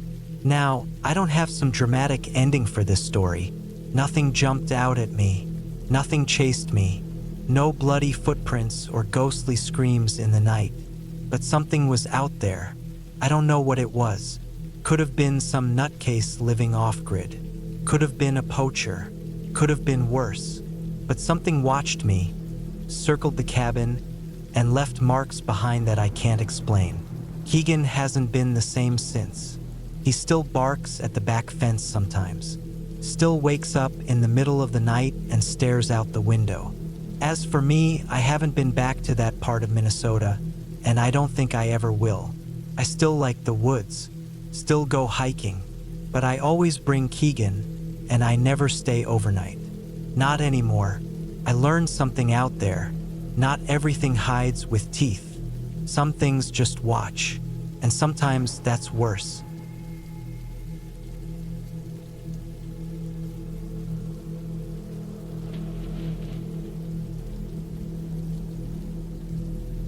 It was October of 2016 when I took a long break from everything and went out to stay in an old countryside cabin that had once belonged to my uncle. His name was Fred, and he passed away in 2009. I was 32 that fall, recently laid off from my job in Oklahoma City. After everything that had happened, the layoffs, the noise of city life, and a bad breakup, I wanted peace. I wanted space to think. I wanted to be somewhere quiet, away from everyone, where I didn't have to look at my phone or talk to anyone. Fred's cabin was in the northern part of Arkansas, a good 4 hours drive from where I lived. It sat deep in the hills outside a tiny town called Boxley, surrounded by trees that stretched for miles. He built it himself in the early 1980s. It wasn't a fancy place. The wood was worn out, paint was chipping, and the roof had been patched many times with tin and tar. But it had a small wood stove, a hand pump for water out back, and a propane tank that still had enough gas for the heater and small stove inside. There was no cell signal, no neighbors for miles, just forest and rolling hills. I brought along enough food for a week, a few jugs of clean water just in case, and basic tools.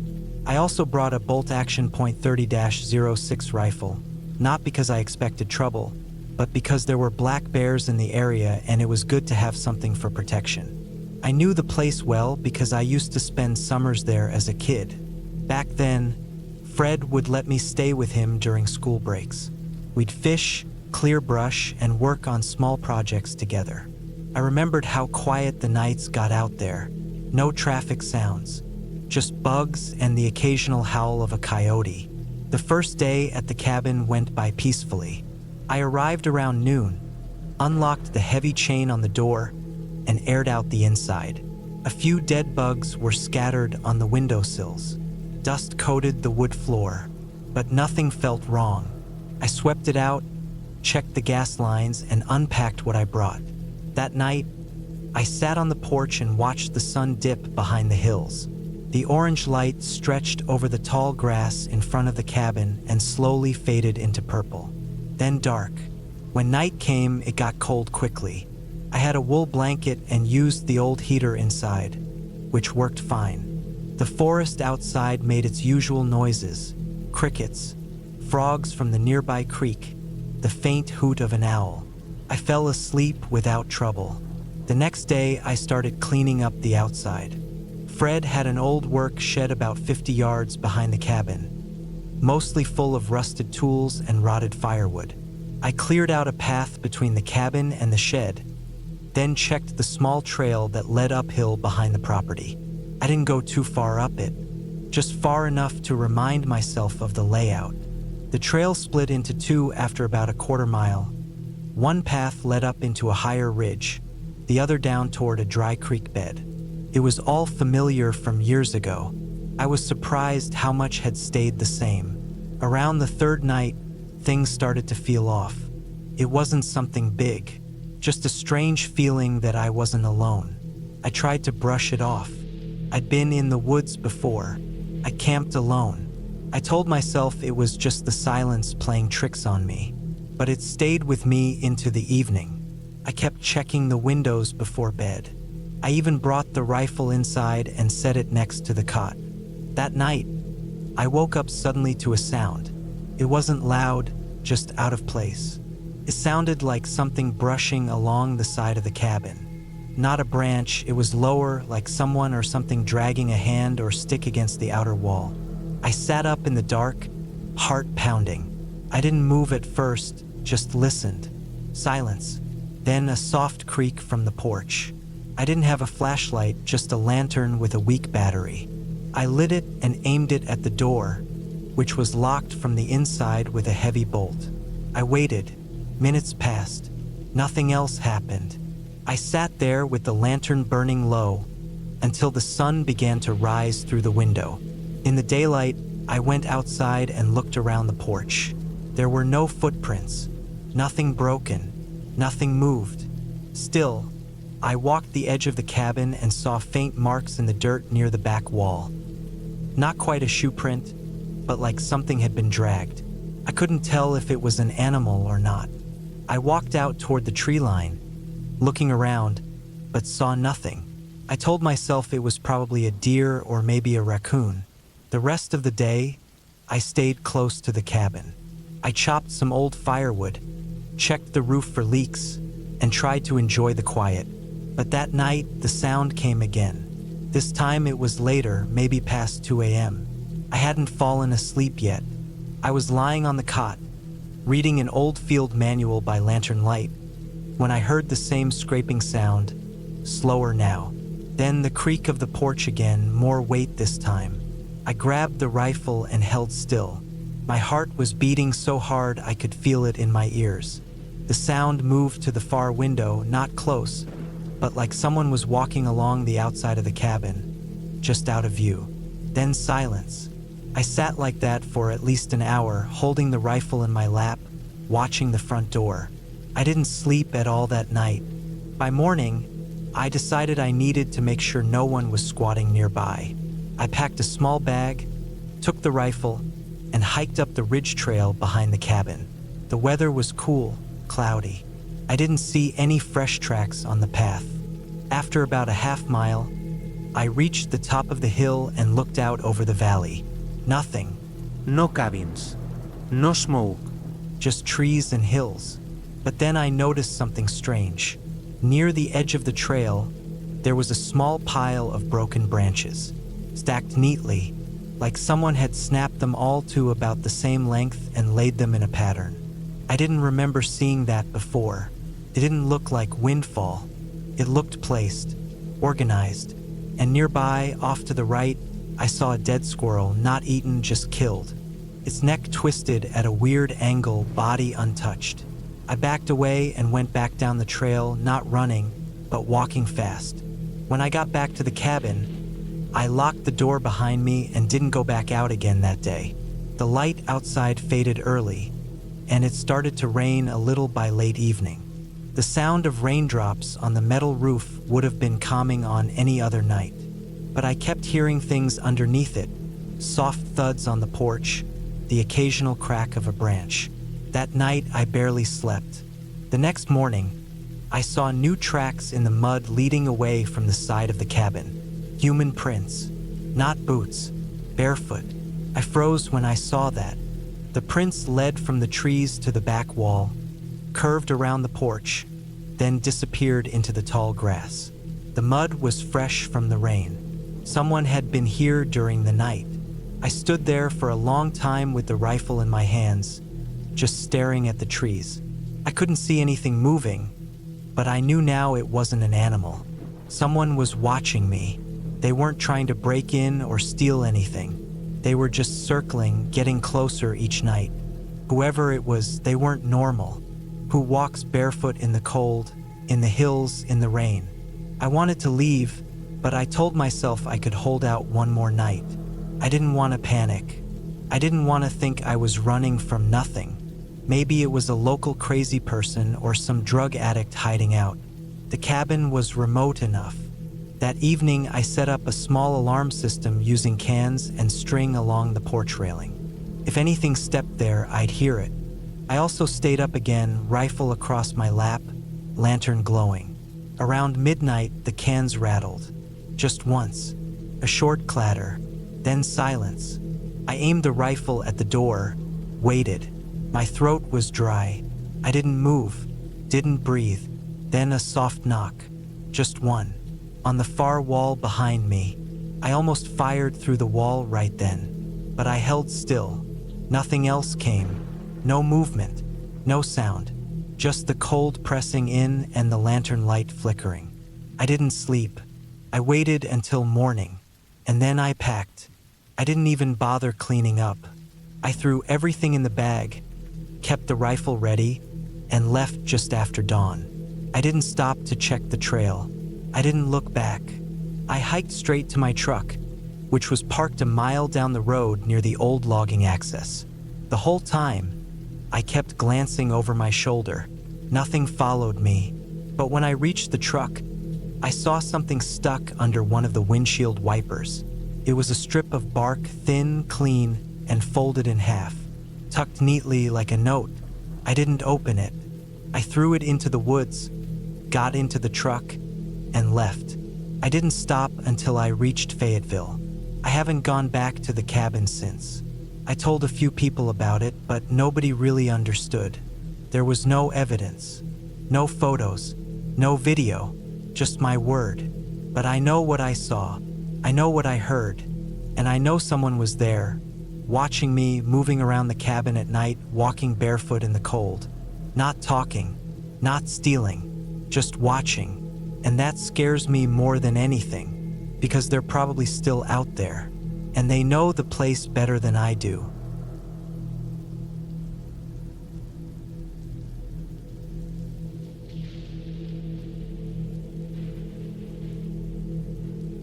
It was late October of 2021 when I got the call. My ex-wife, Rachel, had passed away in her sleep. They said it was a heart condition, something genetic, something sudden. I hadn't seen her in almost 5 years, not since the divorce. Still, hearing that news hit harder than I expected.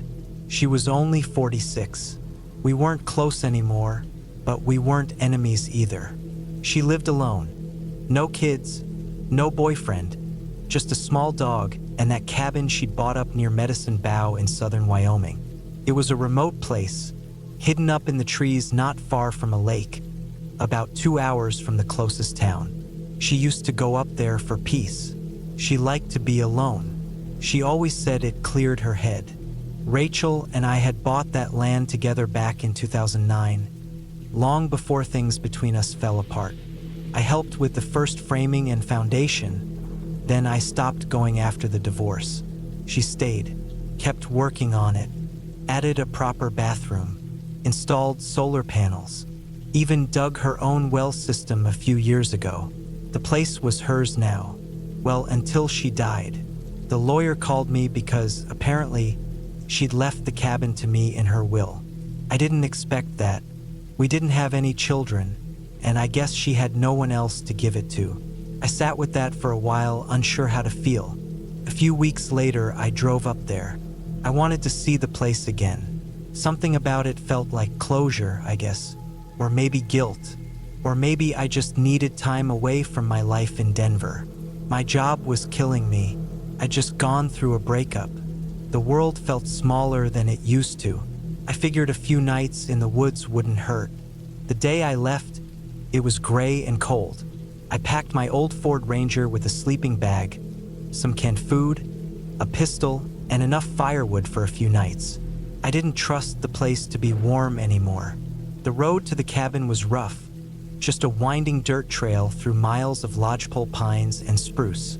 I hadn't been up it in over a decade, but I still remembered each curve, every steep stretch. It all looked the same: thick trees, no cell service, no sign of life, just forest. It was early afternoon when I reached the clearing. The cabin sat there, low and quiet, half hidden in the trees. Dark brown wood siding, a green tin roof, a stone chimney. Everything looked still. No footprints. No tire marks. Felt like the place had just stopped. I got out and stretched my legs. The air smelled like wet pine and old soil. I stood for a moment, staring at the porch where Rachel and I used to sit, where we'd drink coffee in the cold mornings back when we still loved each other. It made my chest tight. The front door was locked, but I had the key from the lawyer's envelope. I opened it slowly. The hinges creaked. Inside, the cabin was clean but lived in. Nothing was covered or dusty. It was like she'd just stepped out for groceries. A wool jacket still hung by the door. A pair of hiking boots sat on the rug. In the small kitchen, a coffee mug was in the sink with dry coffee stains. There were a few notes scribbled on paper by the fridge. To-do list. One of them said, "Fix back gate. Nail loose." I took a long walk through the cabin. It was one story, maybe 600 square feet. Living room, small kitchen, bathroom, and a bedroom. The back window looked out into dense woods, all tangled and dark. The trees were so close you could almost touch them. Her dog wasn't there. The lawyer said a neighbor took it in. That made the silence worse. No sound, no movement. I stayed the first night without unpacking much. Just a sleeping bag on the couch, a small fire in the wood stove, and a lantern beside me. The quiet was so complete it made my ears ring. I slept fine, surprisingly. But something about that place itched at me, like I didn't belong there anymore. The next day, I explored outside. The backyard was overgrown with tall grass, and a shed sat near the tree line. I checked the shed. It was locked with a rusted padlock. Couldn't open it, so I left it alone. Around noon, I walked down to the lake, about half a mile away through a narrow trail. The trees leaned in over the path like arms, and I couldn't see more than a few feet ahead. I had my pistol on me just in case. Mountain lions and bears weren't unheard of out there. The lake was still and empty. No boats. No people. Just a dead calm. I sat for a while, skipped a few stones, then walked back. That evening, I found myself staring at the back window a lot. The woods behind the cabin seemed darker than I remembered, like they were thicker now. I ate a can of chili, read a paperback, then turned in. I woke up around 3 a.m. to the sound of something knocking. It wasn't loud, just a soft, steady tapping. I sat up, heart thumping. The fire had gone out. It was cold. I grabbed the flashlight and my pistol and stood still, trying to hear it again. Nothing, just silence. I walked to the back window and looked out. Total darkness. The kind of dark you only get that far from town. My breath fogged the glass. Then I saw it, a faint shape at the edge of the woods. Not moving, just there. I stared at it for a long time. Could have been a tree stump, a trick of the light. My eyes were still adjusting, but it didn't feel right. I didn't sleep much after that.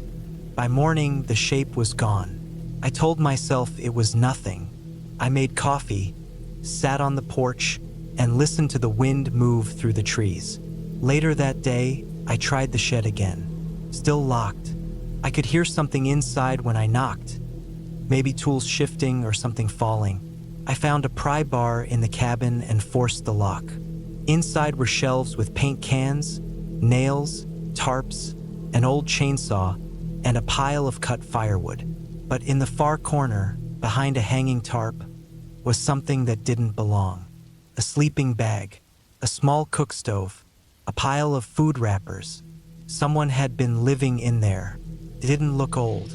The sleeping bag wasn't dirty or moldy. There was a water jug half full, and a tin cup with dry oatmeal crusted on the bottom. I stepped back, heart pounding. Had Rachel known?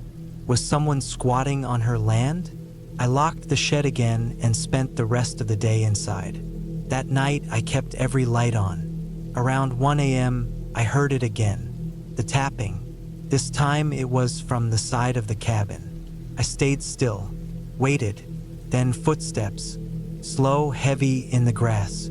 I moved to the window and peeked through the edge of the curtain. Nothing, but I saw it later, a boot print in the dirt beside the cabin. Too big to be Rachel's, too recent to be old. I didn't sleep again that night. The next day I packed up. I didn't care how long I was supposed to stay. Something wasn't right. Before I left, I walked through the cabin one last time, just to make sure everything was locked. Everything felt off. That's when I saw it. On the kitchen table, a piece of paper that wasn't there before. Lined notebook paper, handwritten. It said, "You shouldn't have come back." No name, no other writing. I left, got in the truck and drove for hours until I hit cell service. I didn't stop until I was nearly to Cheyenne. I didn't tell the cops. What would I say? I wasn't hurt. Nothing was taken. There was no proof. I had the cabin signed over to a land company and never went back.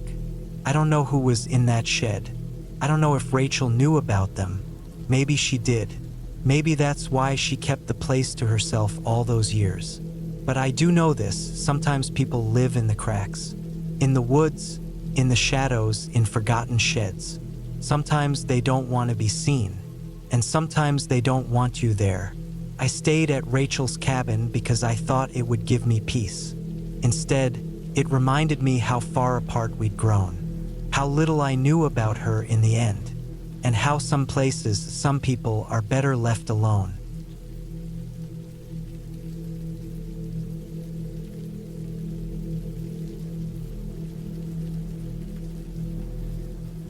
It was early October 2021 when I decided to start building a small off-grid cabin on a piece of land I'd bought near the eastern edge of Minnesota, about 30 miles outside a quiet place called Babbitt. I was 33 back then, working freelance construction gigs, and I needed a place to get away from the people and noise for a while. Too much had piled up in my head that year. Jobs falling through, bad breakup, my old man passing away, and I needed space. I found that land cheap through a local contact, just under 2 acres, covered in pine and birch, sloped with a bit of runoff that fed into a tiny stream near the base of the property.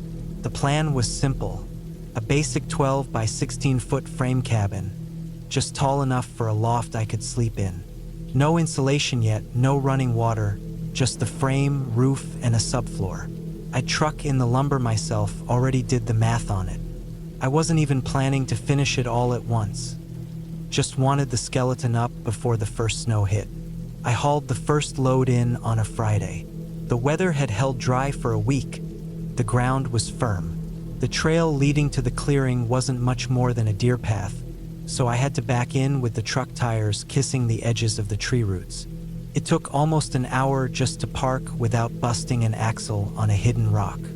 Once the materials were unloaded, I set up my canvas tent and got to work with clearing the area, measuring out my markings again, and double-checking the foundation blocks I dry-fitted earlier that month.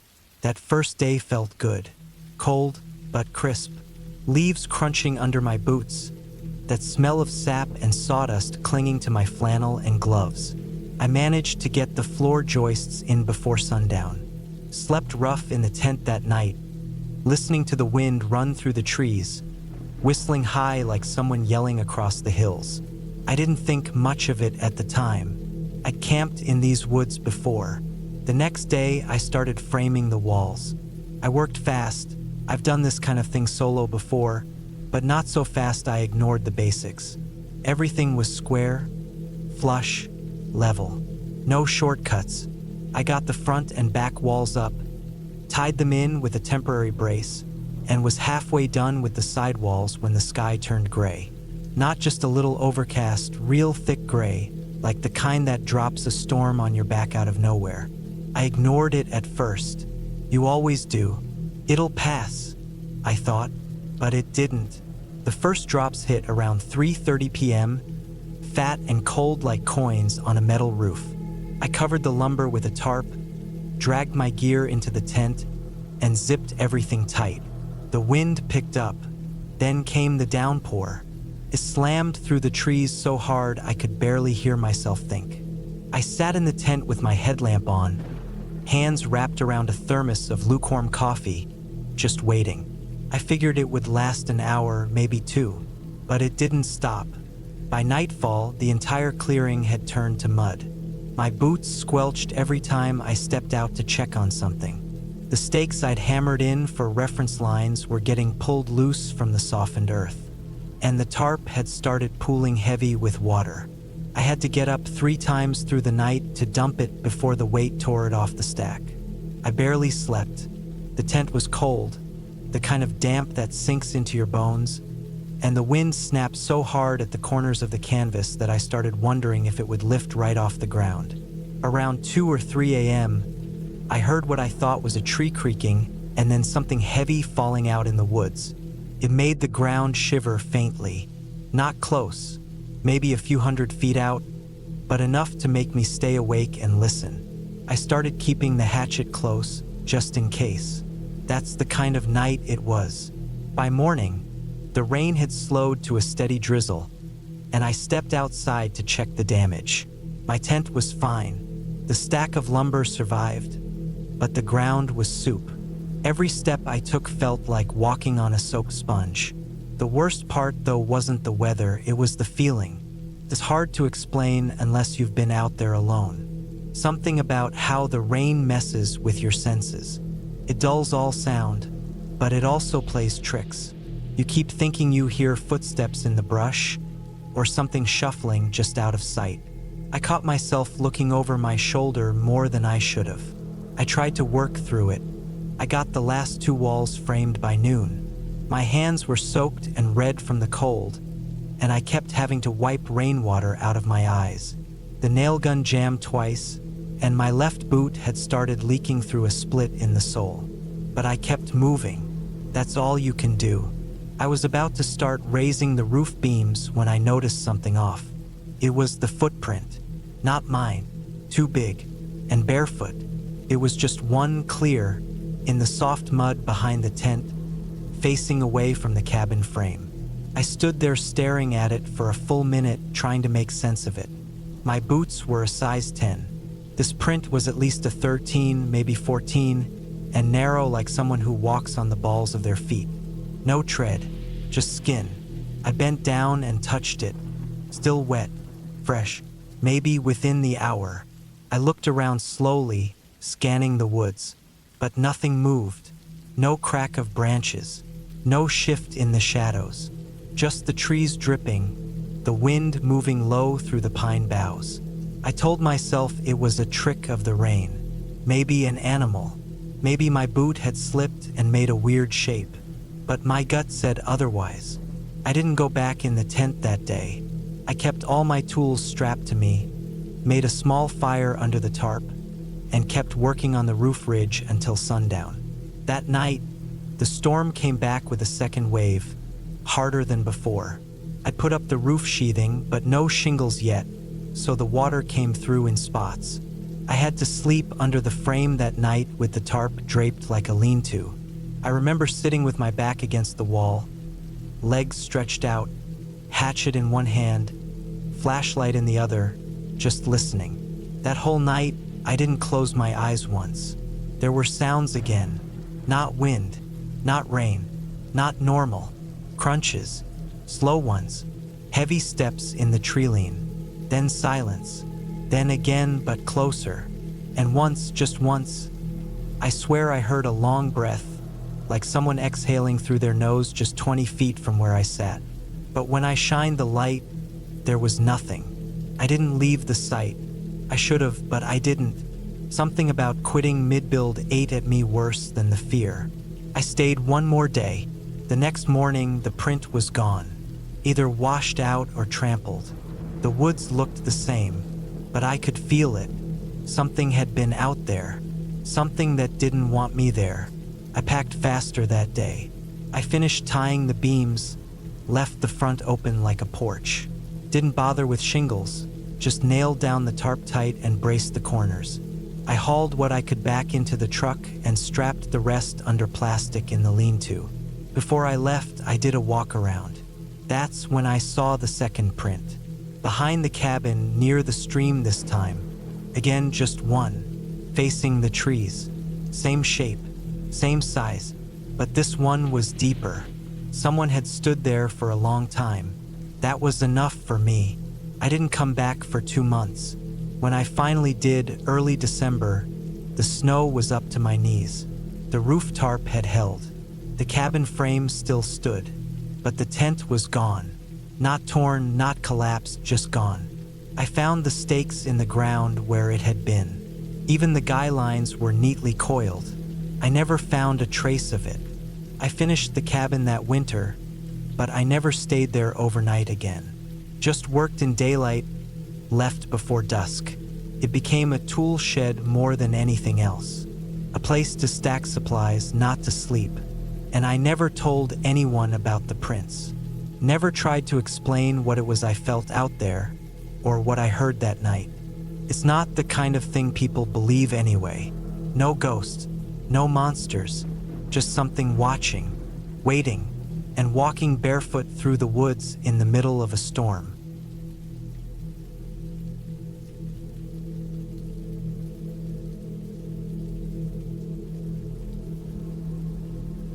I was 33 that year, single, working as a freelance surveyor in Missouri. It was the fall of 2016. I had just wrapped up a job outside of Springfield, and instead of heading home right away, I took a few days off to explore the Ozarks. I had always liked being outdoors, especially when the air turned cold and the leaves got dry and brittle. That time of year felt good to me. It slowed things down. I packed light. Just a backpack, my tent, a basic sleeping bag, a knife, a flashlight, and a few days' worth of food and water. I also had a notebook I used for sketches and measurements, part habit, part backup for my digital tools. My plan was simple. Hike out on a side road off Route 71, follow the trails, and camp out wherever I found space. I wasn't looking for anything exciting, just peace. I'd been dealing with some personal crap and wanted to get away from people, screens, and the noise. I parked my truck near a clearing off a gravel road, barely marked on the map. I locked it up, slung the pack over my shoulder, and walked into the woods. The trail I followed wasn't official. It looked like an old hunter's path, narrow and overgrown, with broken limbs scattered across the dirt. I walked for about 4 hours that first day, not rushing, just going wherever the trail bent.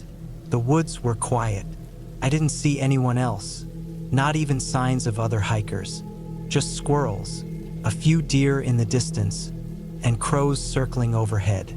There was something about the silence that was nice at first, but the deeper I went, the more I started to notice how total it was. No distant cars, no planes, not even wind. Just the sound of my boots crunching twigs and the occasional bird call. I set up camp near a low hill. I picked a spot tucked between some trees where the ground was level and soft. I cooked a basic meal with my little portable stove, nothing fancy, just canned beans and jerky. I kept a fire going until nightfall and then crawled into my tent. It got cold fast. I pulled the sleeping bag up to my chin and listened to the forest. Still quiet, too quiet. I don't know how else to describe it, but there was an edge to the silence that night, like the woods were holding their breath. The next morning, I decided to go farther in. I didn't have any signal, but I wasn't worried. I had my compass and knew how to keep track of direction. Around midday, I stumbled across something that changed everything. I was coming down a slope, brushing branches out of my face, when I saw a small roofline through the trees. At first I thought it was a hunting shack, but when I got closer, I saw it was bigger. It was an old cabin, wood rotted, porch caved in, windows black and empty. No path led to it. No signs anyone had been near it in years. I stood at the tree line, staring. I don't know what made me walk closer. Curiosity, maybe, or maybe something else, some kind of instinct, not fear exactly, but alertness. My boots sank into the wet ground as I stepped up onto what was left of the porch. The boards creaked under my weight. There were deep scratches in the wood near the frame, like something had clawed at it. Not animal marks, too straight.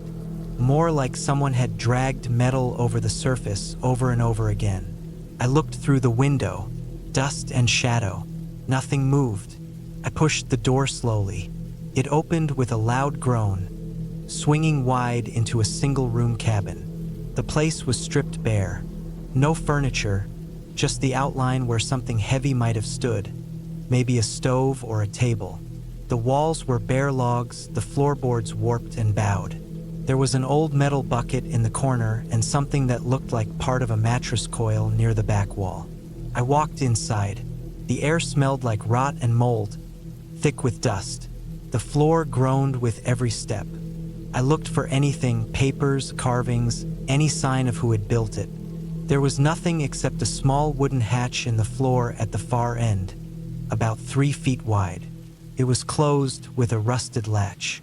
I stood over it for a long time. My skin felt tight like it was being pulled. I told myself to leave it, but my hand moved anyway. I bent down and pried the latch up. It broke off in my hand. The hatch creaked open just a few inches. Underneath was blackness. No light, no sound. I didn't go down. I shut it, stood, and backed away. I left the cabin and returned to my tent. That night, I couldn't sleep. Every noise in the woods sounded sharp and too close. I kept looking out, scanning the dark tree line with my flashlight, but nothing moved. Still, I felt watched. It wasn't paranoia. It was more like something had changed in the woods, like I'd stepped over a line I shouldn't have. The next day, I told myself I'd hike back to the truck, but I didn't. Instead, I packed up camp and walked back to the cabin. I don't know why. It was like part of me had to see it again. Maybe to make sure it was real. Maybe I was chasing some answer I didn't know how to ask for. When I got there, the door was open. Why, I hadn't left it like that. I was sure. I stopped 20 feet from the porch, heart pounding, trying to listen. Nothing. I stepped closer, slowly. Inside, the hatch was open too. The cabin was empty, still and dead. But the hatch, something about it was different. I stepped to the edge and looked down. There were steps now. Stone ones, worn and cracked, leading down into the dark. I pulled out my flashlight and shone it in. The beam caught the walls, rough stone like a root cellar. But what got me was the smell. It hit me like a wall. Rotting wood, wet dirt, and something worse underneath it. I gagged and stepped back. I didn't want to go down, but I couldn't leave either. I sat down on the edge of the hatch, trying to slow my breathing. After maybe 10 minutes, I stood, closed the hatch, and wedged a rock on top of it. I backed out of the cabin and left. I didn't sleep that night either. I started walking back the next morning. I didn't stop, didn't eat. I just walked. I made it back to my truck by early evening. When I got inside and shut the door, I felt something I hadn't felt in days. Safety. I drove back to Springfield, checked into a motel, and locked the door behind me. I didn't talk to anyone about the cabin for weeks. When I finally did mention it to an old friend who'd grown up in the area, he looked at me funny. Said there were a bunch of stories about people going missing in the woods near Route 71, especially hunters or solo hikers. Nothing official, but enough to make locals stay away from certain parts of the forest. I asked him about an old cabin. He said he'd heard something like that. Some folks said it was a moonshiner's place, others said worse. But no one had been out there in years. I couldn't get it out of my head. I started sketching the layout from memory where the hatch was, the steps. Every time I closed my eyes, I saw that open door. A month later, I went back. I know how that sounds, but I needed to be sure I hadn't imagined it. I brought gear, heavy flashlight, camera, rope, a crowbar. I parked in the same spot, followed the same trail. Took me longer to get there. The woods felt different now, heavier, more closed in. But when I got to the clearing, the cabin was gone. Not destroyed, not collapsed, gone. Just empty earth and a circle of disturbed soil. No boards, no stone foundation, not even nails. I walked the area over and over.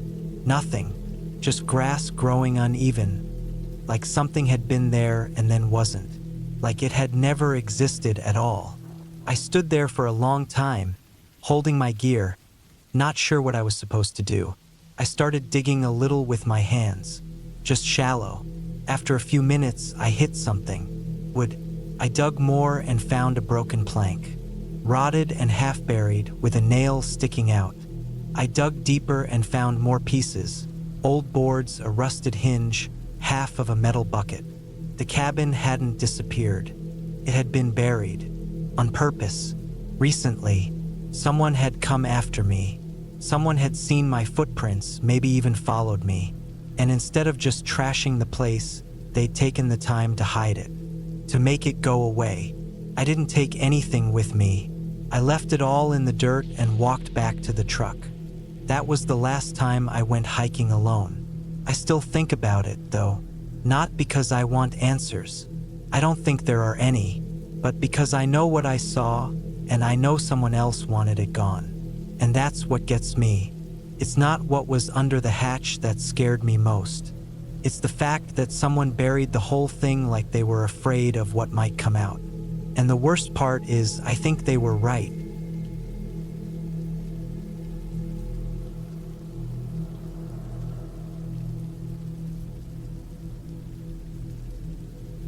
It was in the late summer of 2013, and I was 26 at the time. I had just quit my job in the city and was in the middle of figuring out what to do next. I'd been living in Birmingham for years and felt like I was getting pulled under. Too many sirens, too much concrete, too many people. My dad had passed away the year before, and I guess I hadn't really stopped moving since then. I kept working, kept paying bills, kept going through the same days over and over. One evening, I just shut my laptop, packed a bag, and drove west toward Shropshire with no real plan. I had this old rusted Peugeot I barely kept running, and I threw in a rucksack, sleeping bag, and enough canned food for a few days. The idea wasn't to go on holiday. I just wanted silence, real silence. I wanted to sit somewhere with no traffic, no phones, no people. I ended up stopping near a small patch of woods just east of a place called Bramble Creek. It's not marked on most maps, and you'd miss it if you weren't looking. The road turned to gravel, then mud, and finally disappeared into the woods. I followed an old footpath for about half an hour until I found a clearing. There was a small wooden cabin sitting in the middle of it, worn out and covered in moss. The door was hanging slightly off its hinges, and the roof sagged in one corner, but the place looked solid enough to shelter in for a while. I figured maybe it used to belong to some farmer or gamekeeper decades ago. There were no fences, no signs, no padlocks, nothing to say it was owned by anyone. I dropped my bag and decided I'd stay a night or two. I wasn't thinking about danger or trespassing or anything like that. I just wanted to breathe. The cabin had a musty smell, like damp wood and old dirt. Inside there was a single room with a broken table, a few crates, and a small fireplace that looked like it hadn't been used in years. The floorboards creaked like they were groaning under every step, and spiderwebs hung in thick strands from the ceiling corners. I set up my sleeping bag in the driest corner I could find and unpacked some food. That first evening, the sun dipped behind the trees, and everything turned orange and gold. The birds got quieter. The crickets came out. I just sat out front on a stump and listened. The woods around Bramble Creek were different from others I'd been to. They felt dense in a weird way, like the trees grew too close together, like light didn't fall quite right between the trunks. Everything was quiet in bursts. You'd hear rustling, then silence. A bird call, then nothing. But I told myself it was just nature, that I wasn't used to this sort of silence after years of street noise and city life. That night, I didn't sleep well. It wasn't the cold or the bugs. It was something else. Around midnight, I started hearing noises outside. Twigs snapping, then nothing.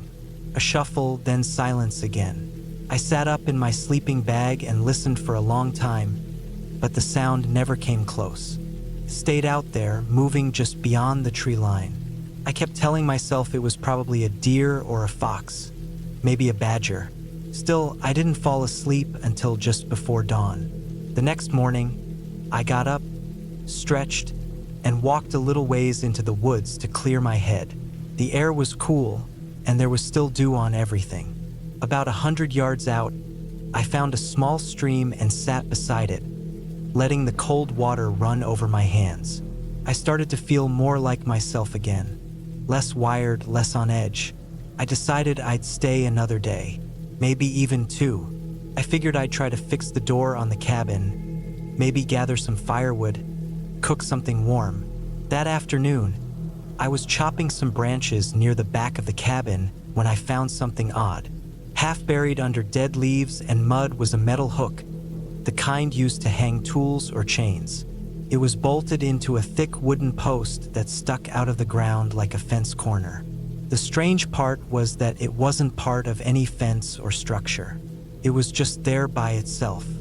I brushed the dirt away and saw that the post had deep scratches running down its side. Claw marks, or at least they looked like claw marks. I figured maybe it used to hold animals, or maybe someone used it for logging gear years ago. Still, it felt out of place. That night, it rained. Heavy, steady rain that soaked everything. I stayed inside the cabin and ate cold beans straight from the tin. I'd rigged a lantern with some old batteries, and its yellow light cast long shadows across the cabin walls. As the rain came down harder, I heard something that made my stomach knot up. 3 knocks, hard and slow, on the outside wall. Not the door. The wall, just left of where I sat. Then silence again. The kind of silence that screams in your ears. I stood up slowly and grabbed my small folding knife. Not that it would have done much. I crept to the door, pushed it open, and stepped into the rain. I walked around the cabin in a slow circle. Nothing. No footprints, no sign anyone had been there. But something didn't feel right. I stayed up most of the night, sitting against the wall with my knife in my hand, listening. The rain didn't let up. The third day, I found something that made my skin crawl. I'd gone down to the stream again, trying to wash my face and shake off the nerves from the night before. On the way back, I saw a boot print in the mud. It wasn't mine. I wear size 10, and this was at least a size 12, maybe bigger. And it was deep, like the person was heavy or carrying something heavy. It led off into the woods, away from the cabin. I followed it for maybe 10 minutes before it vanished into undergrowth. That was the first time I really thought about packing up and leaving. I went back to the cabin and started collecting my things. But then I realized I had no idea what direction I'd come in from. I didn't mark the trail. The sky was overcast, and the sun wasn't breaking through enough to give me direction. My phone, which I'd left off to save battery, had no signal when I turned it on. I sat there for an hour trying to remember which way was east, which tree I had tied a bit of string on. But it all looked the same. Every path looked like every other path. That night I heard the sounds again, but this time they were closer. Movement just outside the cabin. Not fast, not loud, just there. Breathing, maybe. I pressed myself against the inside wall and didn't move for what felt like an hour. When I finally peeked through a gap in the boards, I saw something that stopped my heart cold. It was a man. He was standing just a few feet away from the cabin, partially behind a tree. He wasn't looking at the cabin directly, but I could see enough to tell he was tall, broad-shouldered, and wearing a hooded jacket that looked too small. I couldn't see his face, but his hands were pale.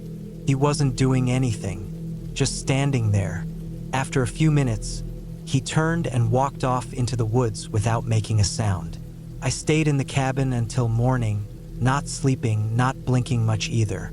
I didn't know if he'd come back. I didn't know what he wanted. I couldn't understand why someone would be out here, alone, in the middle of nowhere, watching a stranger in an abandoned cabin. I didn't feel like I had many options, but I knew I couldn't stay there another night. At first light, I packed up, threw everything into my bag, and left.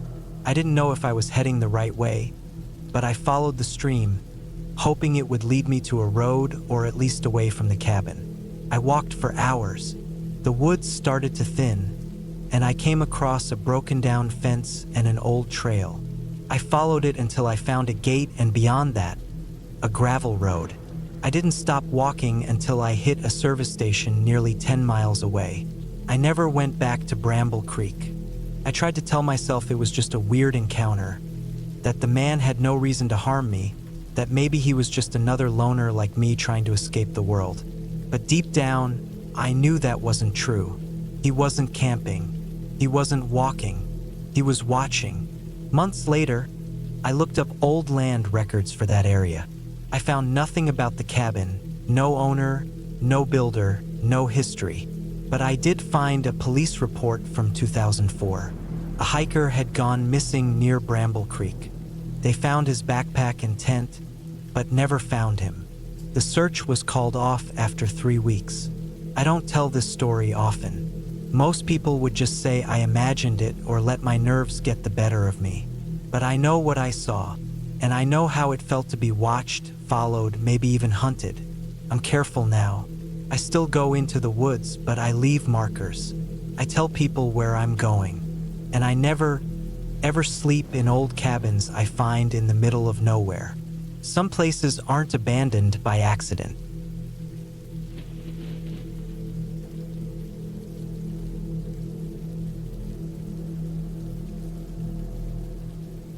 It was October 2022 when I took some time off work. I was 31, living in Birmingham, and working as a freelance carpenter, mostly doing custom cabinets and small home renovations. I'd been pushing myself too hard for months, always trying to keep up with deadlines, always saying yes to jobs because I feared the quiet spells. When I finally forced myself to take a break, I decided to rent a cabin up north, somewhere in the Lake District. Just a week or so, something quiet. I wasn't after anything fancy, just peace. No emails, no clients, no hammering, no dust in my lungs. Just some air that didn't smell like varnish and a mattress that didn't have screws and bolts in the sheets. The cabin was owned by an older man named Derek, I think. I found it on an independent rental website, not one of the big ones. It looked basic but solid, 1-bedroom, wood-fired stove, surrounded by hills and trees. No internet, no mobile signal, just what I wanted. I paid up front. The listing said to pick the keys up from a lockbox screwed into a post at the bottom of the track. The guy would leave the lights on inside for me if I got in after dark. I did. It had rained the entire way up.